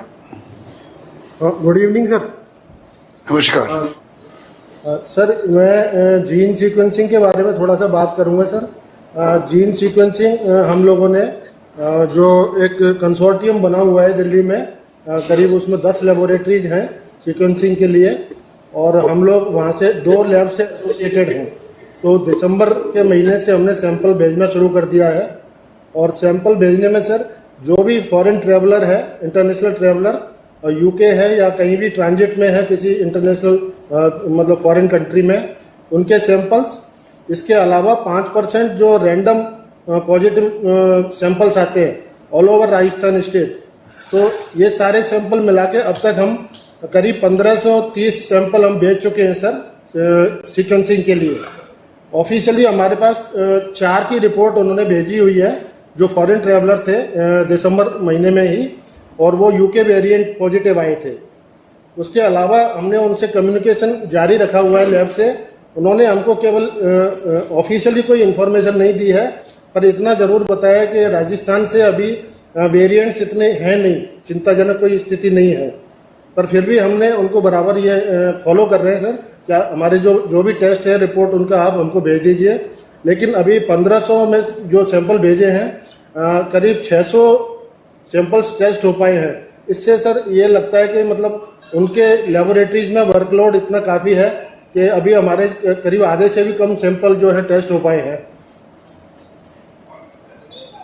सर। इसके अलावा मैं ये महसूस करता हूं सर कि राजस्थान में स्थिति अभी और स्टेट से बेहतर है, क्योंकि हमारे यहाँ वेरिएंट शायद इतने हैं नहीं, जबकि हम देख रहे हैं महाराष्ट्र में और पंजाब में, दूसरे स्टेट्स में, वहाँ करीब जो भी वेरिएंट्स हैं, यूके वेरिएंट, ब्राजीलियन या साउथ अफ्रीकन, सभी वेरिएंट प्लस इंडियन म्यूटेंट भी, उसमें डबल म्यूटेंट भी मिल रहे हैं। पर ये सारे उन्हीं स्टेट्स में मिल रहे हैं जहाँ ये अभी केसेज बहुत ज्यादा नंबर में आ रहे हैं। तो मुझे लगता है कि ये इस आरटीपीसीआर टेस्टिंग से एस्केप कर रहे हैं और वो अफेक्टेड है डिजीज से। तीसरा सर ये हमारे प्रिंसिपल साहब ने काफी सहयोग किया है सर। लेबोरेटरी को हम यहाँ एस्टेब्लिश करना चाहते हैं जीन सीक्वेंसिंग के लिए। हमारे पास पहले से कुछ उपकरण हैं लेकिन काफी समय से इस्तेमाल में नहीं है, तो उनका सर्विसिंग का एक इश्यू है। प्लस जो सीक्वेंसिंग के लिए रीजेंट्स वगैरह जो भी आवश्यकता होगी उसके लिए सर एक प्रोविजन होना उसकी रिक्वायरमेंट है सर। और सीक्वेंसिंग के संबंध में कुछ ट्रेनिंग पार्ट भी है, तो वो अगर ये सारा कुछ हो जाता है तो हम अपने सैंपल्स को काफी हद तक यहाँ पे भी टेस्ट कर सकते हैं, जिससे समय की बचत होगी और हम पहले से जान पाएंगे कि हमारे यहाँ वेरिएंट्स की क्या पोजीशन है sir. Thank you sir. Thank you. Doctor MI. Gupta साहब।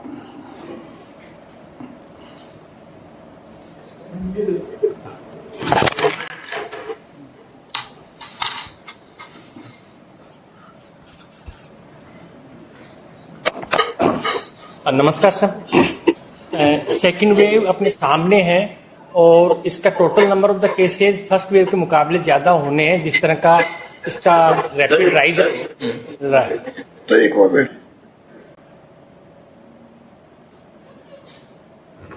सेकेंड वेव अपने सामने है और इसका जो नंबर है लास्ट टाइम के जो फिगर्स थे उससे तो ज्यादा होने वाला है, भले ही सीवियरिटी वाले पेशेंट्स कम हो। अब तक इसको नंबर ऑफ द केसेस ज्यादा होंगे तो लास्ट टाइम के मुकाबले इस बार अपन को अपना लॉजिस्टिक्स को भी थोड़ा सा चेक करना है कि पहले जितना रिक्वायरमेंट था अपना मास्क का, सैनिटाइजर का, इन सब चीजों का रिक्वायरमेंट अपना थोड़ा सा बढ़ेगा। एक तो ये है अपन को अपने रिक्वायरमेंट्स को भी चेक करना है कि अपन को लास्ट टाइम पे था उससे ज्यादा अपन टोटल रहेंगे पेशेंट्स, तो अपन को इस तरह का अपना रिक्वायरमेंट भी फुलफिल रहे, जिससे एंड टाइम पे end nick of the moment पे पीक टाइम पर अपन को परेशानी नहीं हो। सेकंड थिंग है लॉकडाउन तो संभव नहीं है एक तरह से, परंतु जैसे कुछ लिमिटेड एरियाज में, जैसे रेस्टोरेंट्स है, क्लोज कॉम्पैक्ट है, एसी चलता है, उनको अगर अपना इतना लिमिटेड कर दें कि कोई भी रेस्टोरेंट खाना ओपन में सर्व कर ले, बंद नहीं रहे, मतलब कोई भी शादी वगैरह है बंद हॉल में नहीं हो, होटल का कोई ओपन लॉन हो उसमें हो जाए, तो भी एक लिमिट तक अपन को स्प्रेड करने में कुछ हद तक तो लिमिट कर देंगे। बंद कॉम्पैक्ट कमरों के अंदर या हॉल के अंदर अगर किस तरह की गैदरिंग होगी तो चांसेज ऑफ द इसके स्प्रेड थोड़े से ज्यादा ही होंगे। तो इस तरह करके पब्लिक का जो बिहेवियर है वो तो ओवरनाइट तो चेंज नहीं होता, जितना प्रयास अपन कर रहे हैं उसको और थोड़ा सा इम्प्रूव करें, जिससे थोड़ा सा अपना इसका स्प्रेड को अपन थोड़ा सा रोक सकें। धन्यवाद। अच्छा, डॉक्टर अजीत सिंह जी, धन्यवाद आपका। डॉक्टर अजीत सिंह जी। सर नमस्कार सर। कौन से ये वेबएक्स पे बैठे नेक्स्ट ये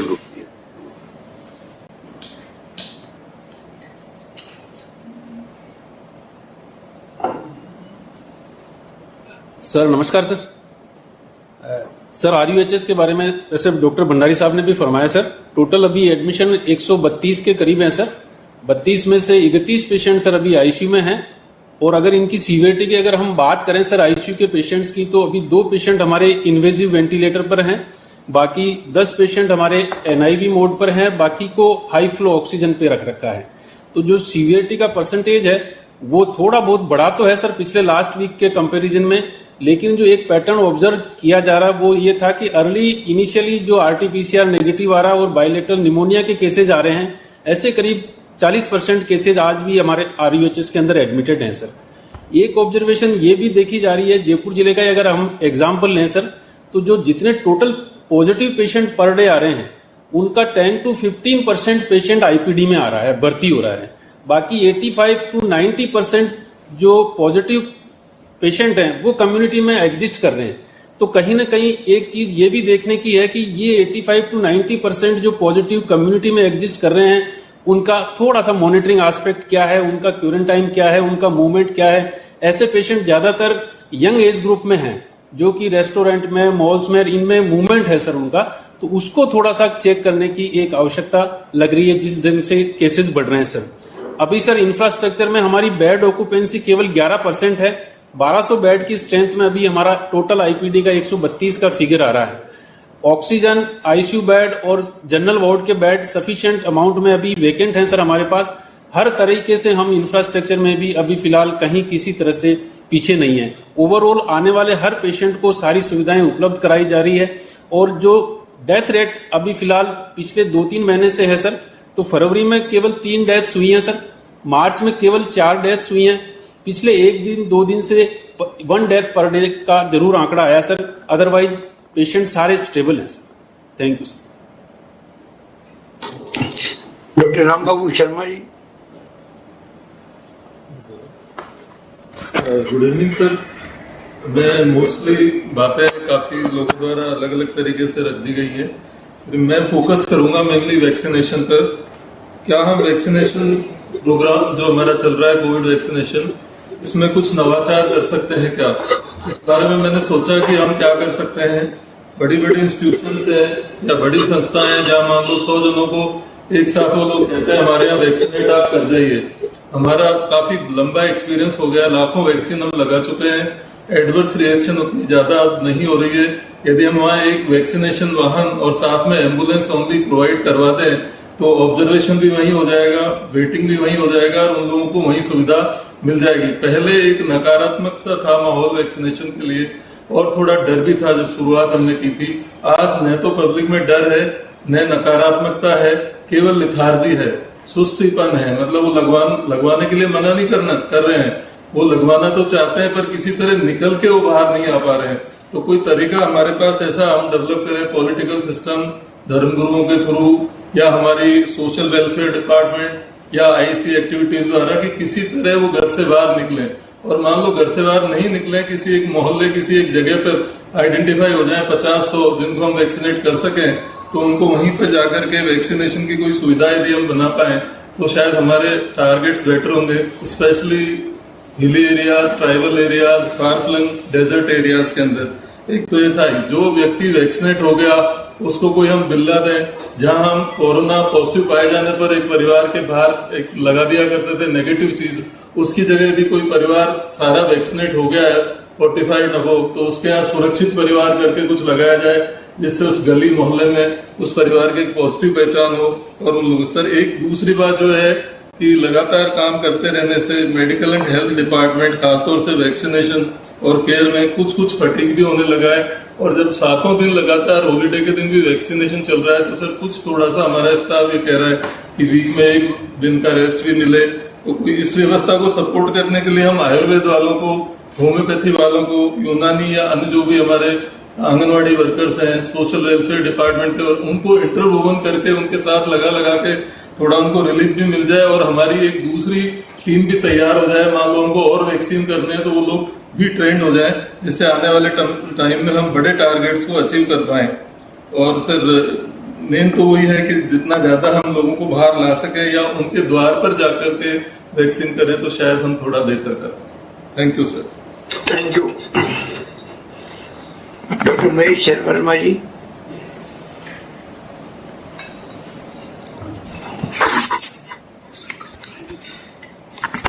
नमस्कार सर, मैं यहाँ मेडिकल कॉलेज में टीकाकरण अभियान को, और पिछले मार्च के महीने करीब हमारी केंद्र और अप्रैल में अभी पिछले 3 दिन में 500 लोगों को लगा चुके हैं। और अभी बीच में त्योहार के हमारे, होली के हमारे कुछ टीकाकरण जरूर थोड़ा कम हुआ था। अब वापस से ये 45 साल के ऊपर के जब से ये राइडर हटा है उसके बाद से लोगों की भीड़ आने लगी है और उम्मीद है कि अब अगले हफ्ते में काफी ज्यादा लोग इसमें आके टीकाकरण करवाएंगे। धन्यवाद sir. Thank you. Doctor H D. Gupta ji जुड़े हुए हैं। Doctor H D. Gupta ji. Sir वो नहीं है यहाँ पे, वो मीटिंग में नहीं है यहाँ पर, वो कलकत्ता गए हुए हैं। वो वहाँ जुड़े हैं इसलिए पूछ रहा हूँ। वेबएक्स से जुड़े हुए हैं वो। अच्छा। Doctor H D. गुप्ता।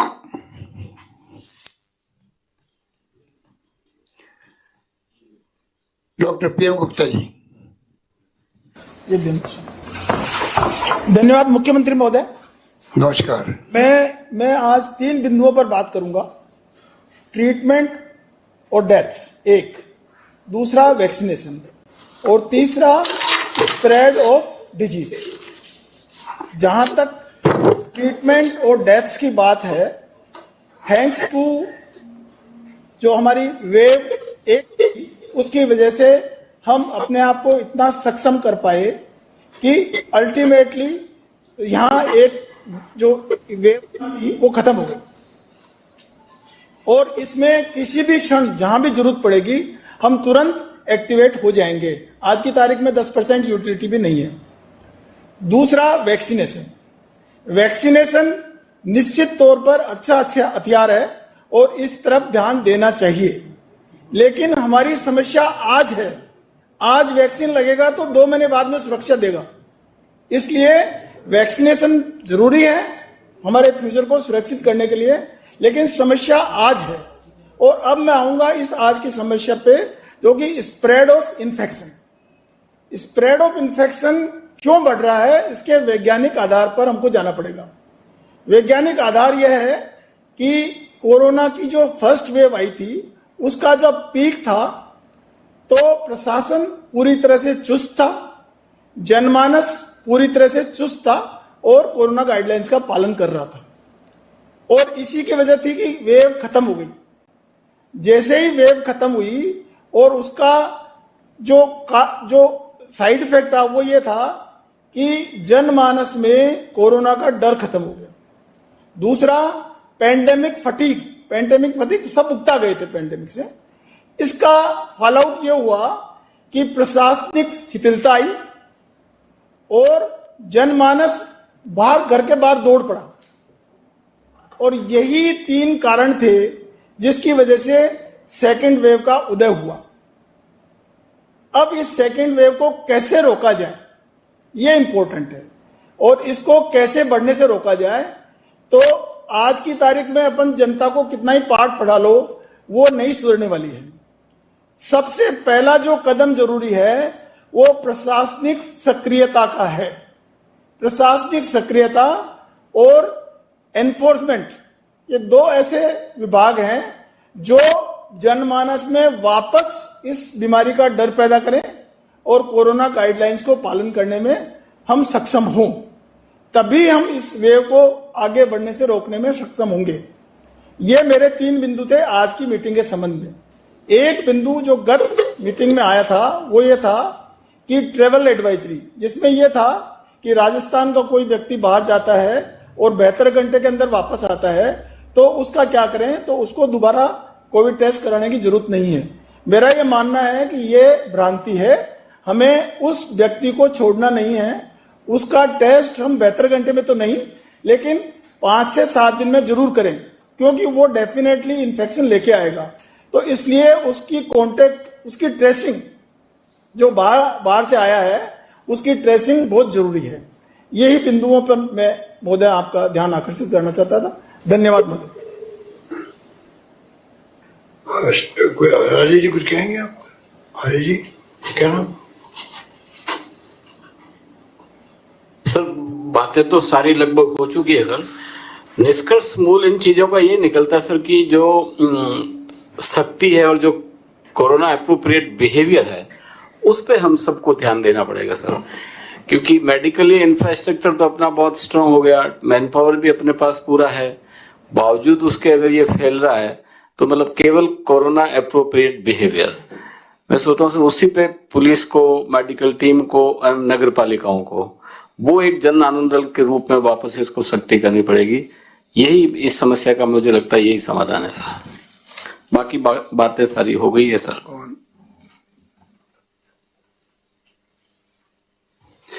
यह सही है सर कि हम थोड़ा लापरवाह हुए हैं।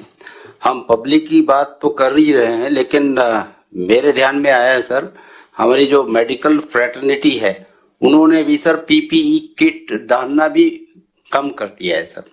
हम मास्क की तो बात कर रहे हैं, हॉस्पिटल्स में भी पीपीई किट जो है सर उसका इस्तेमाल भी कम हो रहा है, क्योंकि सब कंप्लेसेंट हो गए हैं कि अब तो वैक्सीन आ गया, कुछ होना नहीं है। हमें सभी जगहों पर अपने आप को भी उसी ढंग से व्यवहार करना चाहिए ताकि दूसरे उसको उदाहरण के रूप में ले सकें। अभी पिछले 2 दिन से सर पुलिस द्वारा काफी जो एक्शन बढ़ाया गया है सर। करीब हमारा पिछले 2 दिन में जो पहले चल रहा था उससे 6 गुना हमारा जो ये मास्क वगैरह वाला, सोशल डिस्टेंसिंग वगैरह, इसमें कार्रवाई शुरू की गई है। आज से कुछ होमगार्ड के आदमी हमें मिले हैं सर। इंटरस्टेट बॉर्डर पर भी जो चेक पोस्ट अभी स्थापित की है सर, वहां भी चेकिंग बढ़ा दी है। और जो ये भीड़ भाड़ वाले इलाके हैं इसमें वास्तव में अगले 15 दिन में, ताकि लोगों में थोड़ा सा दोबारा अनुशासन आए, तो सख्ती की जाएगी सर। ऐसी एक योजना बना रहे हैं सर। धन्यवाद सर।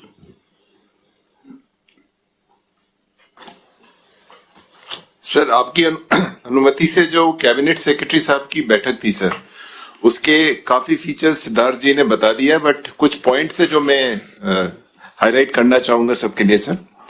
सर जो मीटिंग का फोकस था वो ये बताने के लिए था कि जो पूरे कंट्री की स्थिति है, जो शब्द का उपयोग किया था सर कैबिनेट सेक्रेटरी ने, वो था इट इज वेरी ग्रिम। मतलब इस पे अपने को वाकई बहुत विचार करना चाहिए सर। और उसके उन्होंने कुछ सूचकांक दिए थे सर हमें।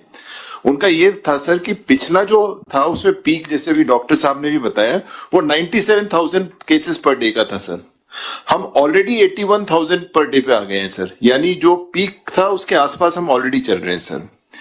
दूसरा उन्होंने एक और इंडिकेटर बनाया था सर कि जो एक्टिव केसेस की पीक इंडिया में थी सर वो 10 लाख की थी, जो घट के 1 लाख हो गई थी। अब वापस सर हम 6 लाख के काफी ऊपर निकल गए हैं सर, यानी हम लोग जिस पीक की बात कर रहे हैं उसके बहुत नजदीक हैं सर। तीसरा इंडिकेटर उन्होंने डेथ का बताया था। डेथ का जो पीक था सर इंडिया में करीब 1300 के आसपास का था सर, 1290 का, घट के वो 100 से कम हो गया था। आज जैसे डॉक्टर साहब ने बताया कि 650 से ऊपर चला गया है सर। जो नेक्स्ट इंडिकेटर उन्होंने बताया था sir rate of growth. Rate of growth sir जो हाईएस्ट आया था वो 5.5% बताया था, ऑलरेडी वो 6.8% पर चल रहा है। यानी इसकी जो ग्राफ है सर, जो सिद्धार्थ जी बता रहे थे, सब एकदम स्टीपली ऊपर जा रहे हैं सर। एक फीचर और उन्होंने बताया था सर कि इस बार टियर 2, टियर 3 और पेरी अर्बन एरियाज। अभी सिद्धार्थ जी ने जिक्र की दुर्ग की, मतलब जहां पहले फोकस था उसके अलग छोटे अर्बन एरियाज में आएगा। और हमारे लिए जो सबसे चिंताजनक स्थिति बताई गई थी सर, उन्होंने जो 11 स्टेट्स छांटे थे कल, उनमें से पंजाब था सर, गुजरात, मध्य प्रदेश, दिल्ली और हरियाणा। ये सर हम सब हमारे से लगते हुए हैं। और ये बार बार जो बात आ रही है सर कि जो लोग आ रहे हैं ट्रैवल हिस्ट्री वाले वो ला रहे हैं सर। स्ट्रेटेजी में करीब सर 7 चीजों पे उन्होंने फोकस की बात की थी, डिस्कशन हो गया बट मैं रिपीट कर देता हूं। सबसे पहली बात थी sir effective and prompt isolation, वो किया जा रहा है सर। और एक बात जिस पर जोर दिया गया है सर, आपने पिछली बार भी कहा था, इंस्टीट्यूशनल फैसिलिटीज को हमें वापस चालू करना चाहिए। जो कोविड केयर सेंटर्स हैं, जिलों को मैसेज भी दे दिया गया है और हमें ये बनाना पड़ेगा सर, क्योंकि आज जो सीएस महोदय ने जो चेक पोस्ट पे चेकिंग कराई है, कहीं कहीं पर यह सवाल भी उठ रहा है कि जिसके पास सिम्टम्स दिख रहे हैं उनको हम कहां ले जाएं। तो अल्टीमेटली सर ये कोविड केयर सेंटर्स हमें प्रारंभ करने पड़ेंगे।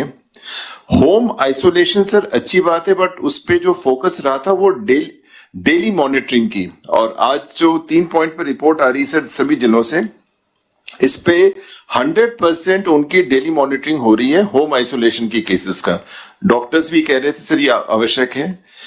एक ऑक्सीजन सैचुरेशन का, आज जो आपने सर चेक करवाया था, कुछ जगहों पे ऑक्सीजन सैचुरेशन वाले मीटर्स नहीं थे, वो लगाने की बात थी। एक जो फोकस कहा गया ना सर कॉन्टैक्ट ट्रेसिंग में, 30 केसेस मिनिमम सर, यानी आज एक पॉजिटिव आया है तो हमें 30 लोगों को आइडेंटिफाई करके उनकी टेस्टिंग करनी पड़ेगी। और कल इसमें हम जिक्र भी कर रहे थे सर, जो प्राइवेट हॉस्पिटल्स में भी अपने को थोड़े से आपको रिजर्वेशन पे विचार करना पड़ेगा सर। जो कोविड अप्रोप्रिएट बिहेवियर पे कुछ पॉइंट्स पे कल चर्चा आई थी सर, जैसे कि अपनी एपिडेमिक एक्ट है उस पे कार्रवाई होना चाहिए। डीजी साहब ने बताया 6 टाइम्स बढ़ गया है। मीटिंग में कहा गया अपने को फोकस ऑन मार्केट्स और सीलिंग पे होना चाहिए सर। हर एक जिले में 3 से 10 दुकानें जहां पे बिहेवियर सही नहीं था उनको बेहतर घंटों के लिए सील किया जा रहा है सर। और ये मैसेज है कि पूरे मार्केट पे प्रेशर डालने के लिए जो सबसे बड़ा वायलेटर दुकान है सर उसको अपने सील करें, 72 घंटे सील रखें। उससे ये मैसेज जाएगा कि हम लोग बिहेवियर नहीं रखेंगे तो आप लोगों के खुद की ये जो एक जीविका है उस पर इम्पैक्ट आता है सर। एक सर उन्होंने पैरामीटर्स बताए थे डिस्ट्रिक्ट एक्शन प्लान बनाने के, जिसपे भी सिद्धार्थ जी काम कर रहे हैं सर। एक सर बहुत इंपॉर्टेंट इश्यू है सर जो मेडिकल के हिसाब से ही है सर, उसमें उन्होंने कहा था कि जिन हॉस्पिटल्स में डेथ हो रही है सर, केस फेटिलिटी रेट, उसको हॉस्पिटल वाइज देखना चाहिए। यानी वो कौन सा हॉस्पिटल है जहां पे ये डेथ हो रहा है, क्या कारण है। 2 कारण का उन्होंने जिक्र किया था। एक तो सर लेट एडमिशन का, और जैसे कि सर दुर्ग वाली में भी हल्का सा इंडिकेशन ये आ रहा था कि पेशेंट शायद लेट आ रहे हैं। और दूसरा एक इस प्रकार का कि जो नेशनल क्लिनिकल मैनेजमेंट प्रोटोकॉल है जो डॉक्टर भंडारी जी ने राजस्थान के लिए कर रखा है, उसकी वो अनुपालना कर रहे हैं कि नहीं, ये अपने को देखना बहुत जरूरी है इन टर्म्स ऑफ ये। सर जो बिहेवियरल चेंज पे बात आई थी, सीएस से कल बात भी हुआ था कि हमें जो डिस्ट्रिक्ट वॉर रूम्स हैं सर, अब वो समय आ गया इनको हम थोड़ा सा वापस गैल्वेनाइज कर दें और एक्टिवेट कर दें सर। और जो सोनी जी से चर्चा भी हुई है सर, जिन पे अपन बात करें, एक फॉल्स सेंस ऑफ कॉन्फिडेंस आ गया लोगों का कि कोविड हमारा कुछ नहीं बिगाड़ सकता है, उसको हमें अटैक करना चाहिए सर, बिहेवियरल चेंज। और उसमें दूसरा एक वैक्सीन हेसिटेंसी है, मतलब मैं खुद की भी बात करूं, मैं काफी लेट मैंने वैक्सीनेशन कराया सर, और 2nd डोज के लिए भी लोग सामने नहीं आ रहे थे। इस इशू को भी हमें कम्युनिकेशन स्ट्रेटेजी में फोकस करना चाहिए। उन्होंने एक स्लोगन जरूर दिया था, दवाई भी कड़ाई भी। और एक हमारे जितने भी आईटी साइट्स है उस पर उन्होंने सजेस्ट किया था एक लैंडिंग साइट होना चाहिए कि सबसे पहले वो हमें कोविड के बारे में ही बताए सर। जो महाराष्ट्र की पॉजिटिविटी रेट जो उन्होंने कहा था जो काफी सरप्राइजिंग था, वो 22% बताया था सर। 22% काफी ज्यादा होता है। और अधिकतर स्टेट्स जैसे कर्नाटक की बात आई थी और आई थिंक महाराष्ट्र की, सिद्धार्थ शायद, वो लोग 1.5 लाख टेस्टिंग की बात कर रहे हैं सर। सो मेरे ख्याल से जो टेस्टिंग कैपेसिटी को रिवैम्प किया जा रहा है सर, वो काफी मैसिव है सर। और जो कंटेनमेंट जोन में उन्होंने कहा है कि जो जैसे हमारा 181 सिस्टम है जिसमें जितने लोग पॉजिटिव हैं उनका तो बीट कांस्टेबल से तो हम करा ही रहे हैं सर, टेलीफोन से भी मॉनिटरिंग जरूरी है कि वो वाकई आइसोलेट होके घर पे रह रहे हैं नहीं रह रहे हैं, कि जितना वो बाहर जाएंगे उतना ज्यादा फैलाएंगे। तो ये सर ब्रॉड समरी है जो उस वीसी में पॉइंट्स आए थे सर। लगभग 50,000 केस आए हैं। क्या 49,000 क्या महाराष्ट्र में लगभग 50,000 केस आए हैं। मुंबई में अकेले 9,000 से ऊपर। सर 2-3 इशू पर निवेदन करना चाहूंगा सर। एक तो सर जो जीनोम सीक्वेंसिंग के लिए डॉक्टर साहिबान ने ये इशू रेज किया था सर, इसमें भारत सरकार ने एक प्रोटोकॉल बना रखा है सर कि जो भी विदेशों से आने वाले पॉजिटिव आते हैं उनके सैंपल्स और अपने यहाँ पर जो भी पॉजिटिव आ रहे हैं जनरली उसमें 2% सैंपल्स दिल्ली में जो लैब है वहां से अपने को एसोसिएट कर रखा वहां सैंपल्स भेजे जा रहे हैं सर। बट जो प्रॉब्लम है सर वो ये है कि उन्होंने प्रोटोकॉल बना रखा है कि यदि आपके यहाँ पर आएगा ऐसा कोई केस यूके वेरिएंट का है, साउथ अफ्रीका वेरिएंट का, तो आपको सूचित करेंगे, अदरवाइज वो हमें सूचित नहीं कर रहे हैं। तो इसको सर एक बार हम टेकअप कर सकते हैं सर कि पॉजिटिव या नेगेटिव जो भी स्थिति हो हमें बताएं सर। अभी तक 4 केसेस हमें बताए गए थे इसमें वेरिएंट था, अदरवाइज उन्होंने नहीं बताया सर। बीच में 2-3 बार हमने बार टच भी किया था, बट उन्होंने कहा, यही हमें बार कहा कि यदि कोई वेरिएंट निकला आपके यहाँ पे तो बता दिया जाएगा। बट बाकी कितने सैंपल्स हमारे वहां पे टेस्ट हो गए या नहीं हुए हैं इसके बारे में वो हमें सूचित नहीं कर रहे हैं सर। दूसरा सर टेस्टिंग कैपेसिटी में सर पहले आपने निर्देशित किया था सर कि उसको 1 लाख तक ले जाना है। बीच में हमारी चूंकि डिमांड काफी कम हो गई थी, बट अब चूंकि वापस बढ़ रही है तो सर हम उसको 15 दिन में 1 लाख कैपेसिटी कर देंगे सर। प्रेजेंटली लगभग 70,000 की कैपेसिटी है। कुछ हमें RT-PCR मशीन्स और परचेज करनी पड़ेगी तो वो हम लेकर के उसको 1 लाख ले जाएंगे सर।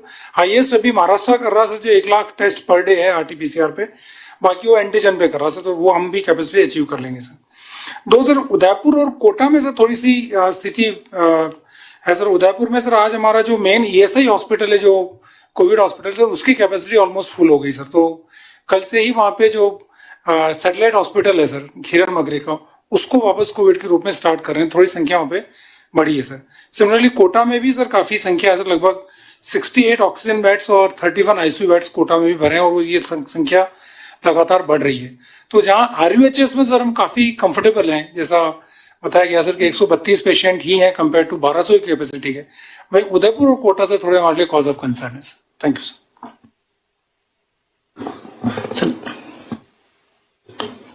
सर बस 2 निवेदन है, बाकी तो इम्प्लीमेंटेशन के इश्यूज हैं। एक तो सर आज भी जो बात आई उसमें पिछली बार की तरह RT-PCR में जो लोग नहीं दिख रहे वो भी HRCT में दिख रहे हैं। तो लास्ट टाइम भी आपने कहा था कि हम ब्लॉक लेवल तक के लोगों को फ्री रेफरल ट्रांसपोर्ट करके HRCT को ज्यादा से ज्यादा यूज करें ताकि फैटेलिटी कम हो, डेथ्स कम हो। तो उसके ऊपर हमें दोबारा से शुरू कर देना चाहिए कि जहां भी कोई ILI सिम्टम है हम RT-PCR तो करें, वो तो अलग बात है। RT-PCR तो बाकी नॉन ILI का भी कर रहे हैं, कॉन्टैक्ट ट्रेसिंग का कर रहे हैं, लेकिन HRCT पे ब्लॉक लेवल से फ्री ट्रांसपोर्टेशन करके उस चीज को दोबारा से एक्टिवेट करें। दूसरा सर जिस हिसाब से हम अगले 15 दिन या अगले 20 दिन की बात कर रहे हैं कि पीक आएगी और पिछली बार से ज्यादा आएगी, तो हमारे को अगेन सबसे इंपॉर्टेंट है कि डेथ नहीं हो। पिछली बार भी अपना जो मेन पैरामीटर था राजस्थान की सक्सेस का वो यही था कि डेथ्स नहीं हो, बाकी चीजें मैनेज हो जाएंगी। तो अभी से हमारे को जो मैन पावर डिप्लॉयमेंट और प्राइवेट हॉस्पिटल करना है वो अभी कर लें, भले ही वो कुछ दिन के लिए खाली पड़े रहेंगे, कोई दिक्कत नहीं है। मैन पावर एक तरीके से हमें हो सकता है लगे कि ये वेस्ट हो रही है, फालतू वहां लगी हुई है, बट वो अभी कर लें, क्योंकि जब होना शुरू हो जाएगा फिर करने में अपने को 15 दिन लगते हैं।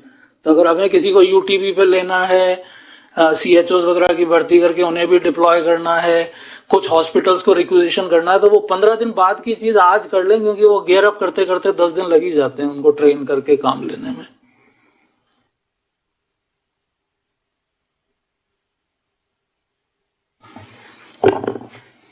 सर बेसिकली सर अब जो 2-3 महत्वपूर्ण चीजें हैं सर कि लोगों में सर जैसे सभी डॉक्टर्स बता रहे हैं कि एक फटिगनेस भी हो गया है सर कि लंबे समय से कोरोना के कारण उनमें कंप्लेसेंसी आ गई है सर। तो वापस उनको सर कैसे कॉन्फिडेंस में लेके उनको कोविड अप्रोप्रिएट बिहेवियर के लिए कहा जाए सर। तो उसमें सर कुछ जो मेजर्स हो सकते हैं वो पिछली बैठक में सर आपके निर्देश के बाद में गृह विभाग ने उठाए हैं, कलेक्टर्स ने उसमें फॉलोअप भी किया है सर। लेकिन कुछ और मेजर्स हैं सर जिनको अभी भी लिया जा सकता है सर। जैसा डॉक्टर्स ने कहा सर कि जो एयर कंडीशनड और क्लोज्ड रूम्स हैं उनमें जो एक्टिविटीज होती है उनको कैसे ओपन वेंटिलेटेड पोर्शन में कर सकते हैं, उसके लिए सर एडवाइजरी अगर जारी हो सकती है, जैसे मैरिज गार्डन्स हैं, रेस्टोरेंट्स हैं, कैफेज हैं, इसमें अगर वो एक्टिविटीज हैं वो अगर ओपन में कर सकें तो उसके लिए एडवाइस कर सकते हैं सर। जो रेस्टोरेंट्स पे और अन्य एक्टिविटीज पे सर जो नाइट में रिलैक्सेशन का है वो भी अब सर टाइम है कि उनको किसी तरह से हमें उन पे भी रेस्ट्रिक्शंस रखने चाहिए सर, ताकि मूवमेंट है और लिमिटेड हो सर।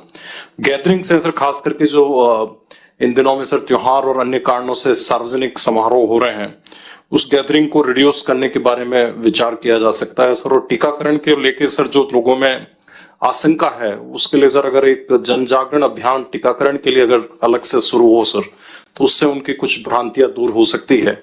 और सर जो टीकाकरण है वो शहरी क्षेत्रों में रीफोकस करना सर वो जरूरी है।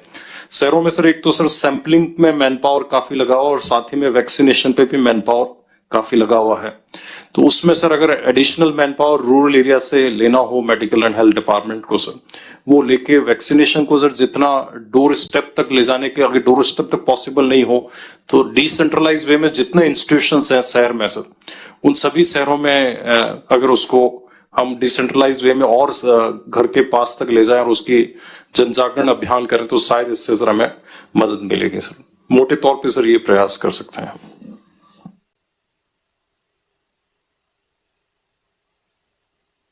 हाँ सर, एक बार प्रेजेंटेशन का सर, लास्ट टाइम आपने इंस्ट्रक्शन दिए तो उसके बाद जॉइंट चेकिंग वगैरह भी चालू हुई है सर, सीजर्स भी हो रहे हैं। मैं आपको कुछ दिखाना चाहूंगा सर।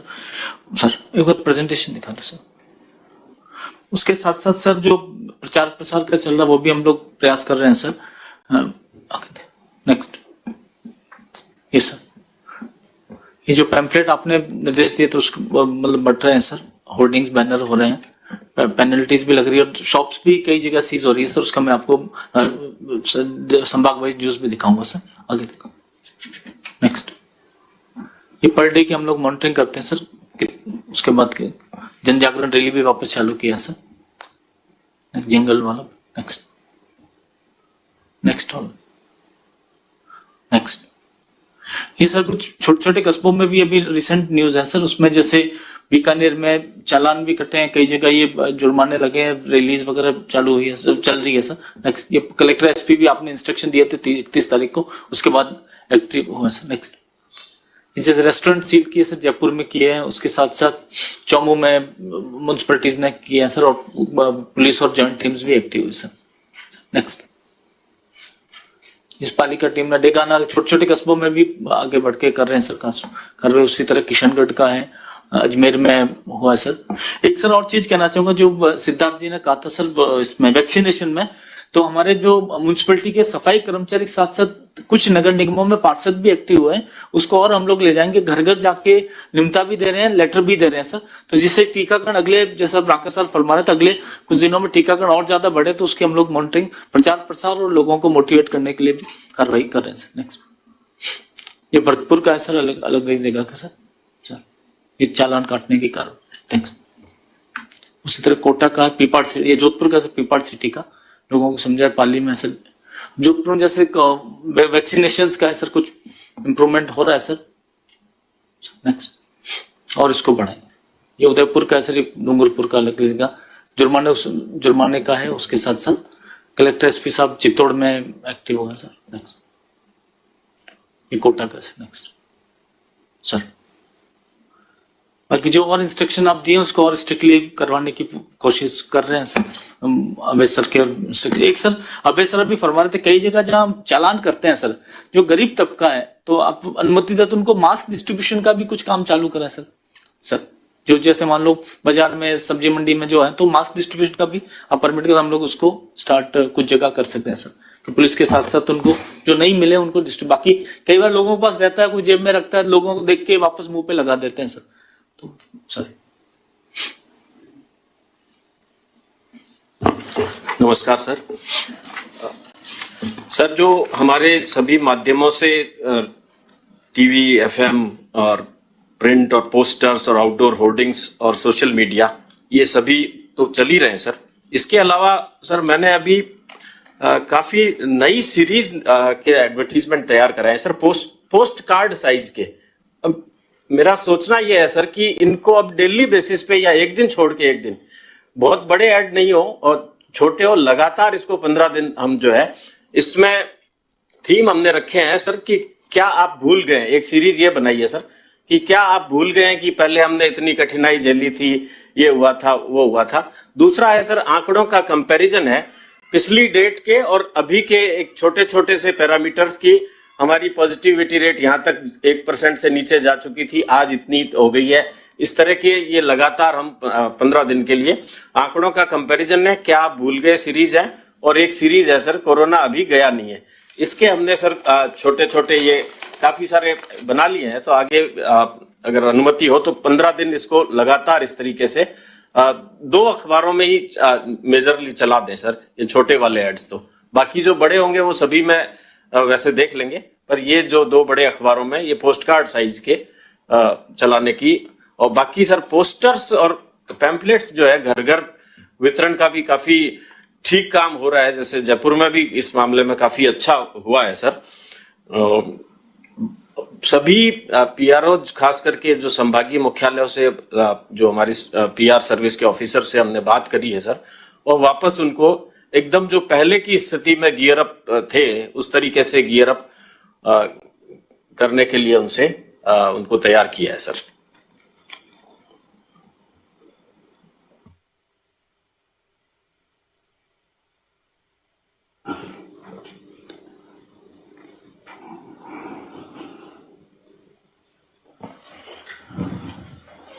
धन्यवाद सर। वैसे तो सारी बातें हो चुकी हैं, लेकिन 2-3 चीजें जो जरूरी हैं और सब कुछ निकल के जो निष्कर्ष आया है वो सबसे बड़ा कोरोना जो कोविड की जो गाइडलाइंस उनका पालन करना, और दूसरा वैक्सीनेशन को अधिक से अधिक कैसे हम इसको बढ़ाएं। तो इसके लिए तो मैं तो एक तो सबसे पहले अपील ही करना चाहूंगा सभी लोगों से कि अधिक से अधिक वैक्सीनेशन के लिए सारी जो हमारे सरकारी विभाग हैं, एनजीओस हैं, सामाजिक संस्थान हैं या और भी जो डिपार्टमेंट्स हैं, वो अपने यहाँ काम करने वाले लोगों के लिए, दूसरे प्राइवेट सेक्टर के लोगों से भी मैं अपील करना चाहूंगा कि वो अधिक से अधिक लोगों को वैक्सीनेशन के लिए प्रेरित करें। 2 चीज मैं जरूर कहना चाहूंगा सर, कि जो रेस्टोरेंट्स होटल्स की बात है जो आई है कि ये जो है टाइमिंग्स और जो है उसमें बैंक्वेट हॉल में और ये शादियां ना हो, मैं भी इस बात से सहमत हूं। केवल रूम डाइनिंग जो होटल्स हैं उसमें रूम डाइनिंग ही अलाउ किया जाए। जो रेस्टोरेंट्स में जो खाना सर्व होता है वहां मैं खुद देखा है, अभी भी मैं एक जगह जाके आया था तो वहां इतनी भीड़ रहती है और ना तो सोशल डिस्टेंसिंग का उन रेस्टोरेंट्स के या होटल्स के जो डाइनिंग हॉल हैं या उनमें पालन होता ही नहीं है। तो अगर केवल रूम डाइनिंग ही जो वहां रहते हैं रूम में, उनके लिए केवल रूम डाइनिंग अलाउ की जाए। रेस्टोरेंट मेरा ये मानना है कि आने वाले कुछ समय के लिए 15-20 दिन के लिए जहां की बहुत ज्यादा गैदरिंग होती है, ढाबे हैं, इनको थोड़ा सा स्ट्रिक्ट किया जाना चाहिए। तीसरा जो स्कूल्स का मामला है, अभी मैं देख रहा था और सारा स्कूल्स की जो मैं लाइव भी देख रहा था तो राय आ रही थी कि 8वीं के स्कूल्स तक जो है बंद कर देने चाहिए। लोग मैं लाइव पर देख रहा था अभी, तो उस रूप में सर मेरा ये विचार, मतलब मेरा एक सुझाव है कि 8वीं का हमें डिसीजन लेना चाहिए बच्चों को वैसे ही प्रमोट करने का, जो वर्क बुक के आधार पर जो परीक्षा चल रही है बजाय एग्जामिनेशन कराने के, हमें इस पर भी विचार करना चाहिए। क्योंकि एक जो प्रवृत्ति आई है कि जब से कोचिंग स्कूल्स कॉलेजेस को खोला है और मोबिलिटी जो है 18 से 35 साल 45 साल वाले लोगों की ज्यादा होती है घूमने की फिरने की, तो उसमें अब भारत सरकार की गाइडलाइंस है कि उनको तो वैक्सीनेशन लगा नहीं रहे, जबकि हमारा ये मानना है कि 18 से लेकर के 45 से 50 साल वाले को पहले वैक्सीनेशन करना चाहिए, जिससे कि वो दूसरे को प्रभावित ना करें। तो मैं तो कहना चाहूंगा सर आपकी तरफ से प्रधानमंत्री जी को भी, उनको भी केंद्र सरकार को एक पत्र जाना चाहिए कि अब समय आ गया है, मोबिलिटी बहुत ज्यादा बढ़ रही है, तो 18 वर्ष से ऊपर वालों को भी वैक्सीनेशन होना चाहिए। और एक जो बिल्कुल सही है कि शादी विवाह समारोह ओपन में ही अलाउ करने चाहिए और रेस्ट्रिक्टेड नंबर्स के साथ। टोटली जो बैंक्वेट हॉल की शादियां विवाह हैं, जो बैंक्वेट हॉल के अंदर या हॉल के अंदर जो खाने का सर्व करते हैं, वो तो टोटली बंद कर देना चाहिए। ये मेरा सजेशन है। लास्ट में मैं यही कहना चाहूंगा सर कि राजस्थान में जिस तरह से हम आपके नेतृत्व में काम चल रहा है, ये सफल जब ही हो पाएगा जब जनता का और सभी लोगों का सहयोग मिलेगा। मैं भी अंत में सभी लोगों को जो लाइव देख रहे हैं उनसे अपील करना चाहूंगा कि वैक्सीनेशन अधिक से अधिक कराएं। धन्यवाद। रघु शर्मा जी, स्वास्थ्य मंत्री जी।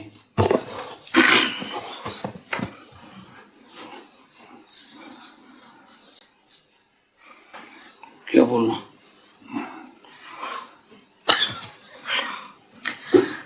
सर पिछली बार जब यही समय था जो भी एसओपी हम निकालते थे लोग उस एसओपी की पालना करते थे, प्रशासन भी करवाता था। अब हमने निकाली एसओपी तो, लेकिन उनकी पालना तो हो नहीं रही, पब्लिक के द्वारा भी नहीं हो रही है, और थोड़ा प्रशासन भी लंबे समय से इस काम में लगा हुआ था, तो वो भी थोड़ा सा ढिलाई है। अभी सबसे जरूरी चीज है कारणों को खोजना। अभी एक कारण ये आया कि जिन पड़ोसी राज्यों में ज्यादा पॉजिटिव केसेस हैं वहां के लोगों का आरटीपीसीआर टेस्ट हमने अनिवार्य किया है। एक कारण पता चला ये तो, लेकिन और कौन से कारण हैं जिनकी वजह से ज्यादा स्प्रेड हो रहा है, उन पे भी थोड़ा फोकस करने की जरूरत है। दूसरा, हमारे कुछ जिले ऐसे हैं जहां ज्यादा पॉजिटिव केसेस आए हैं, तो वहां से भी अगर दूसरे जिलों में लोग जाएंगे तो भी संक्रमण बढ़ सकता है। तो जो पहले हमने किया था पिछले साल भी, इसको डिस्करेज करने का कि 15 दिन कम से कम राजस्थान में उन जिलों में लोग नहीं जाएं जहां ज्यादा पॉजिटिव केसेस हैं। वैक्सीनेशन का तो जैसा सभी लोगों ने कहा कि अब डरने की कोई जरूरत नहीं, कोई साइड इफेक्ट नहीं है, तो मैं भी अपील करना चाहूंगा कि 45 साल से ऊपर के जितने भी हमारे लोग हैं उनको आगे आके वैक्सीनेट कराना चाहिए अपने आप को। मेन चीज ये है कि सख्ती हमको करनी पड़ेगी। जब तक हम सख्ती नहीं करेंगे तब तक ये संक्रमण रुकने वाला नहीं है। 15 दिन की सख्ती से अगर ये चेन को हम ब्रेक कर सकते हैं तो हमको सख्ती करनी चाहिए। सख्ती में एसओपी तो अच्छी निकलती है। आज जो सुझाव हमारे प्रमुख शासन सचिव ने दिए हैं वो भी अच्छे हैं, लेकिन सवाल ये है कि उनका कड़ाई से पालना उनकी सुनिश्चित कैसे हो, उस पे अभी एक सुझाव आया कि रेस्टोरेंट खुले में होने चाहिए। अभी गर्मी पड़ रही है, दिन में रेस्टोरेंट में एसी चला के अंदर ही खा सकता, बाहर कैसे खाएगा खाना आदमी।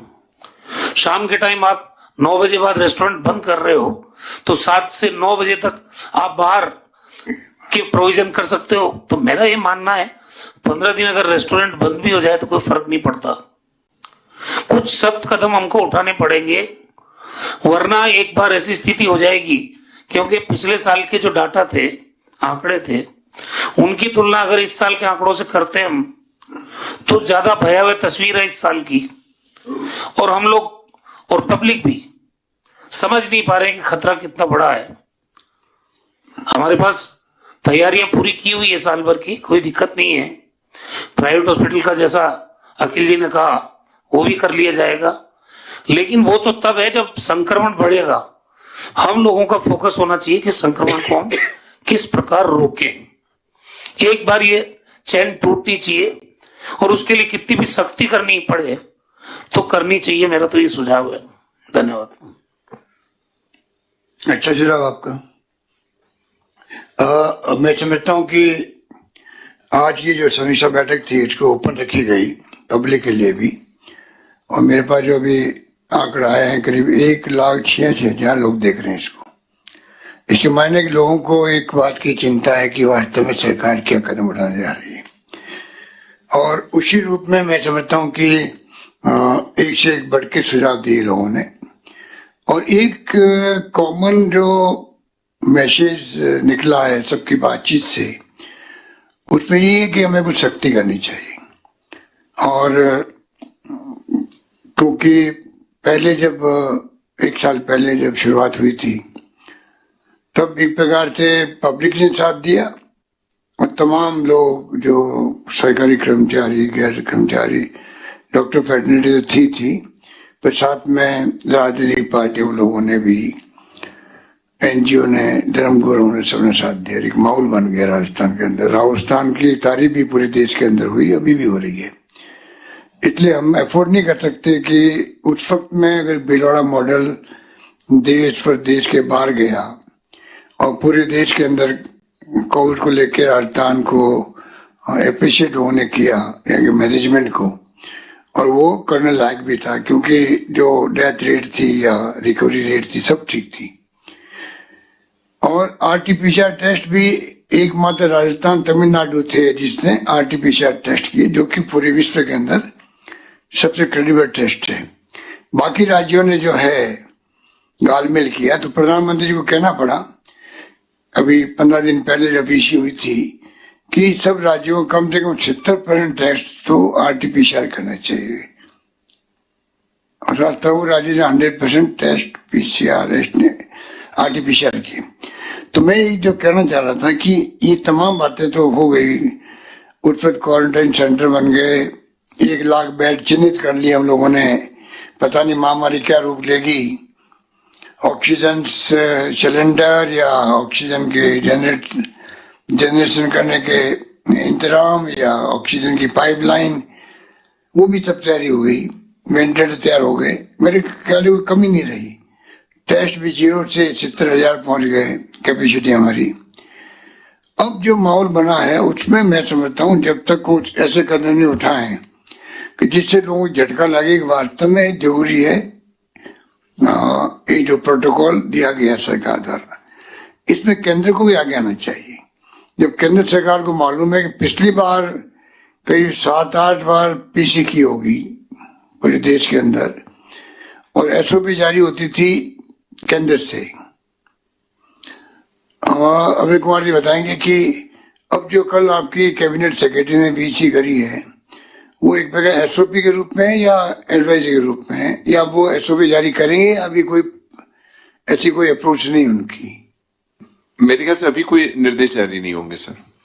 पर मेरे ख्याल से पूरे मुल्क में जब एक बार एक ऐसा माहौल बन गया है कि महाराष्ट्र में तो सबके सामने है, बाकी राज्यों में फैल रहा है, तो एक डिसिप्लिन लाने के लिए जरूरी है कि एक प्रकार केंद्र सरकार खुद एसओपी जारी करे। एक तो मेरा मानना ये, और हमें मांग भी करनी चाहिए उनसे, उसका इम्पैक्ट पड़ेगा।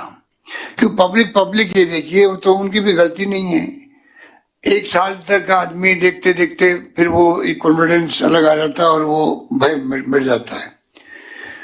अब वैक्सीनेशन हो रहा है, अच्छी बात है, वैक्सीनेशन को इसमें कोई दोहराई नहीं, हमें पूरी ताकत से करना चाहिए। जब आपने शुरू किया तो कंट्री में नंबर 1 रहे आप अभी तक भी, अब मेरे ख्याल से नंबर 1 पे नहीं होंगे। महाराष्ट्र आगे हो गया कोई बहुत बड़ी बात नहीं, परंतु पूरे देश के अंदर हम लोग नंबर 1 पे या नंबर 1 के आसपास थे, अभी भी नंबर 1 पे रहे, ये हमारा प्रयास होना चाहिए। वैक्सीनेशन और वैक्सीन वास्तव में जरूरी है, लोग समझ नहीं पा रहे। अगर वैक्सीन लगा लेते हो आप, हो सकता है उसके बाद में आपको पॉजिटिव आ जाए, पर कम से कम जान बच जाती है। वो तो व्यवस्था वैक्सीन का ही देता आपकी। जो एक्सपर्ट की राय है उसके हिसाब से अगर आप वैक्सीनेशन करवा लेते हो, उसके बाद में आप हो सकता है कि आप पॉजिटिव आ जाओ, इसीलिए कहा जाता है कि वैक्सीनेशन के बाद में आप मास्क लगाओ, और मान लीजिए उसके बावजूद भी आप आ गए, तो ये कम से कम लोगों की धारणाएं और एक्सपर्ट की राय है कि उस तरह सीरियसनेस नहीं होगा आपका कोविड जो पहले फेज में हुआ था। तो ये बहुत बड़ी उपलब्धि है। ये तो साइंटिस्टों ने बहुत कम समय में ये वैक्सीन इजाद करी, कोई कम बात नहीं है। लोग कहते हैं 4-5 साल लगते हैं वैक्सीन बनाने के अंदर, इस बार साल भर के प्रयास में वैक्सीन आई है दुनिया के अंदर, सब मुल्कों के अंदर, कि पूरी दुनिया में एक साथ में ये कोरोना और कोविड-19 आ गया था। इसलिए आज मैं कहना चाहूंगा कि मैं तो लगातार मेरे ट्विटर हैंडल से देता रहता हूँ, फेसबुक पे भी डालता रहता हूँ, कोई जो जानकारी मिलती है देश विदेश की, मैं लगातार संपर्क रखता हूँ लोगों से भी, कि जिससे कि लोग एजुकेट हो सके। आज जो सब लोग जुड़े हुए, मैं सबसे अपील करना चाहूंगा कि आप लोग सब जो है वैक्सीनेशन के लिए भी, और जो प्रोटोकॉल बना हुआ आपका ये इसका कोविड का, इसको बहुत सीरियस लेना चाहिए। क्योंकि मास्क जो है वो वैक्सीन की तरह इम्पोर्टेंट है, बल्कि कुछ लोग तो कहते हैं वैक्सीन ही ज्यादा इम्पोर्टेंट मास्क होता है। तो मास्क, सोशल डिस्टेंसिंग और हाथ धोना बार बार, ये कोई कम प्रोटोकॉल नहीं है। इसकी पालना करने के लिए हमें वापस माहौल बनाने में आप सबको इमदाद मदद करनी चाहिए। और क्या प्रोटोकॉल बनता है वो भी हम लोग आजकल में तय करेंगे आपस में बात करके केंद्र से भी, कि केंद्र के कोई विचार बनाए क्या या बनेगा, तो मैं समझता हूँ आज या कल तक अपन कोई अगर एसओपी जारी करना चाहेंगे राजस्थान में, केंद्र करेगा तो सबसे सुंदर, अगर नहीं करेगा तो हमें मजबूर होकर हमें अपनी एसओपी जारी करनी पड़ेगी, तो वो भी करेंगे। लास्ट में मैं हमारे नेता साहब को, महेंद्र सोनी जी को कहना चाहूंगा कि अब जो बातें हमने सुनी है उस हिसाब से आप समझोगे, आप नए सिरे से पूरा प्लानिंग करना आपको। अभी जो आपने ब्रीफ किया है वो आपकी प्रोडक्ट हो रही है, वो नहीं चलेगी। अब आप क्या, एक तो वैक्सीनेशन के लिए एग्रेसिव होकर आप कैंपेन कर रहे हैं, और ये प्रोटोकॉल की बात है, क्योंकि जो आंकड़े आपके सामने हैं, तो आप वो फिगर दे सकते हैं पब्लिक के सामने होर्डिंग्स के अंदर, कंपेयर करते हुए कि पिछले साल इन्हीं दिनों में या अभी के आज तारीख में 10 दिन पहले, 20 दिन पहले में क्या फर्क है, किस गति से 2000 दिन का आपने कहा था, कितने दिन का था? हमारा सर 2000 से भी ऊपर दिनों का हो गया। 2000 दिन, 2500 दिनों का हो गया सर। 2500 दिन का मतलब हो गया कितने साल हो गए सर? 2500 दिन हो गए सर, 7 साल सर। तो 8 साल डबलिंग रेट से आप वापस आ गए हो 200 दिन, 224 दिन। तो इसका मतलब आप समझ रही कि कितनी स्थिति बिगड़ती जा रही है, कितनी चिंताजनक स्थिति है। आप कुछ सोच सकते हो, सब सोच सकते हैं। तो हमारी जो टीम बैठी हुई डॉक्टरों की, वो लगातार जब कभी बुलाते हैं शॉर्ट नोटिस पे भी, तो बाकायदा आके वो अपना कंट्रीब्यूशन देते हैं। मैं उनका शुक्रिया अदा करता हूँ और उम्मीद करता हूँ कि राजस्थान में हम लोग जो है नए सिरे से लोगों का आह्वान करेंगे, लोगों को समझाएंगे, और मुझे उम्मीद है कि हम लोग कामयाब होंगे। और कोरोना को आखिर में, कोरोना जंग में आखिर विजय राजस्थान की होगी, क्योंकि रेस्पॉन्स भी अच्छा रहा है और लोग जो है उसको पसंद भी किया, इस जो ओपन किया हमने उसको। और मैं समझता हूँ अगली बार भी जब कभी हम वैसे तो हम कई बार करते हैं, पर जब कभी डॉक्टर्स और सब लोग बैठ के बातचीत करना चाहेंगे तो हम और निकट भविष्य के अंदर भी हम बीच को ओपन रखेंगे, जिससे अधिक से अधिक लाखों लोग जुड़ सकें। और क्या हमारे एक्सपर्ट की राय है, क्या हम लोग सोचते हैं, क्या हम लोग कार्रवाई करने जा रहे हैं, उसकी जानकारी पब्लिक को मिलनी चाहिए। ये सोच के हम लोग इस वीसी को ओपन रखना चाहेंगे अगली बार भी।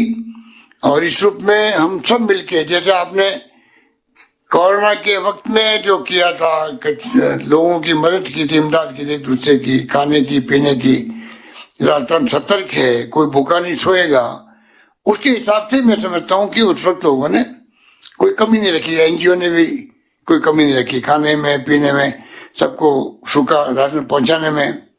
सबने मिलकर हमने लड़ी और फिर हम कामयाब हुए। अब ये लड़ी जीती हुई की जंग कहीं हम हार नहीं जाएं, ये चिंता लगी हुई हम सबको है। इसलिए जीती हुई जंग को जीते हुए रहो, ये मेरी आप सबसे गुजारिश है। आप सबका सहयोग चाहिए, ये बात कहता हूँ, अपनी बात समाप्त करता हूँ। धन्यवाद।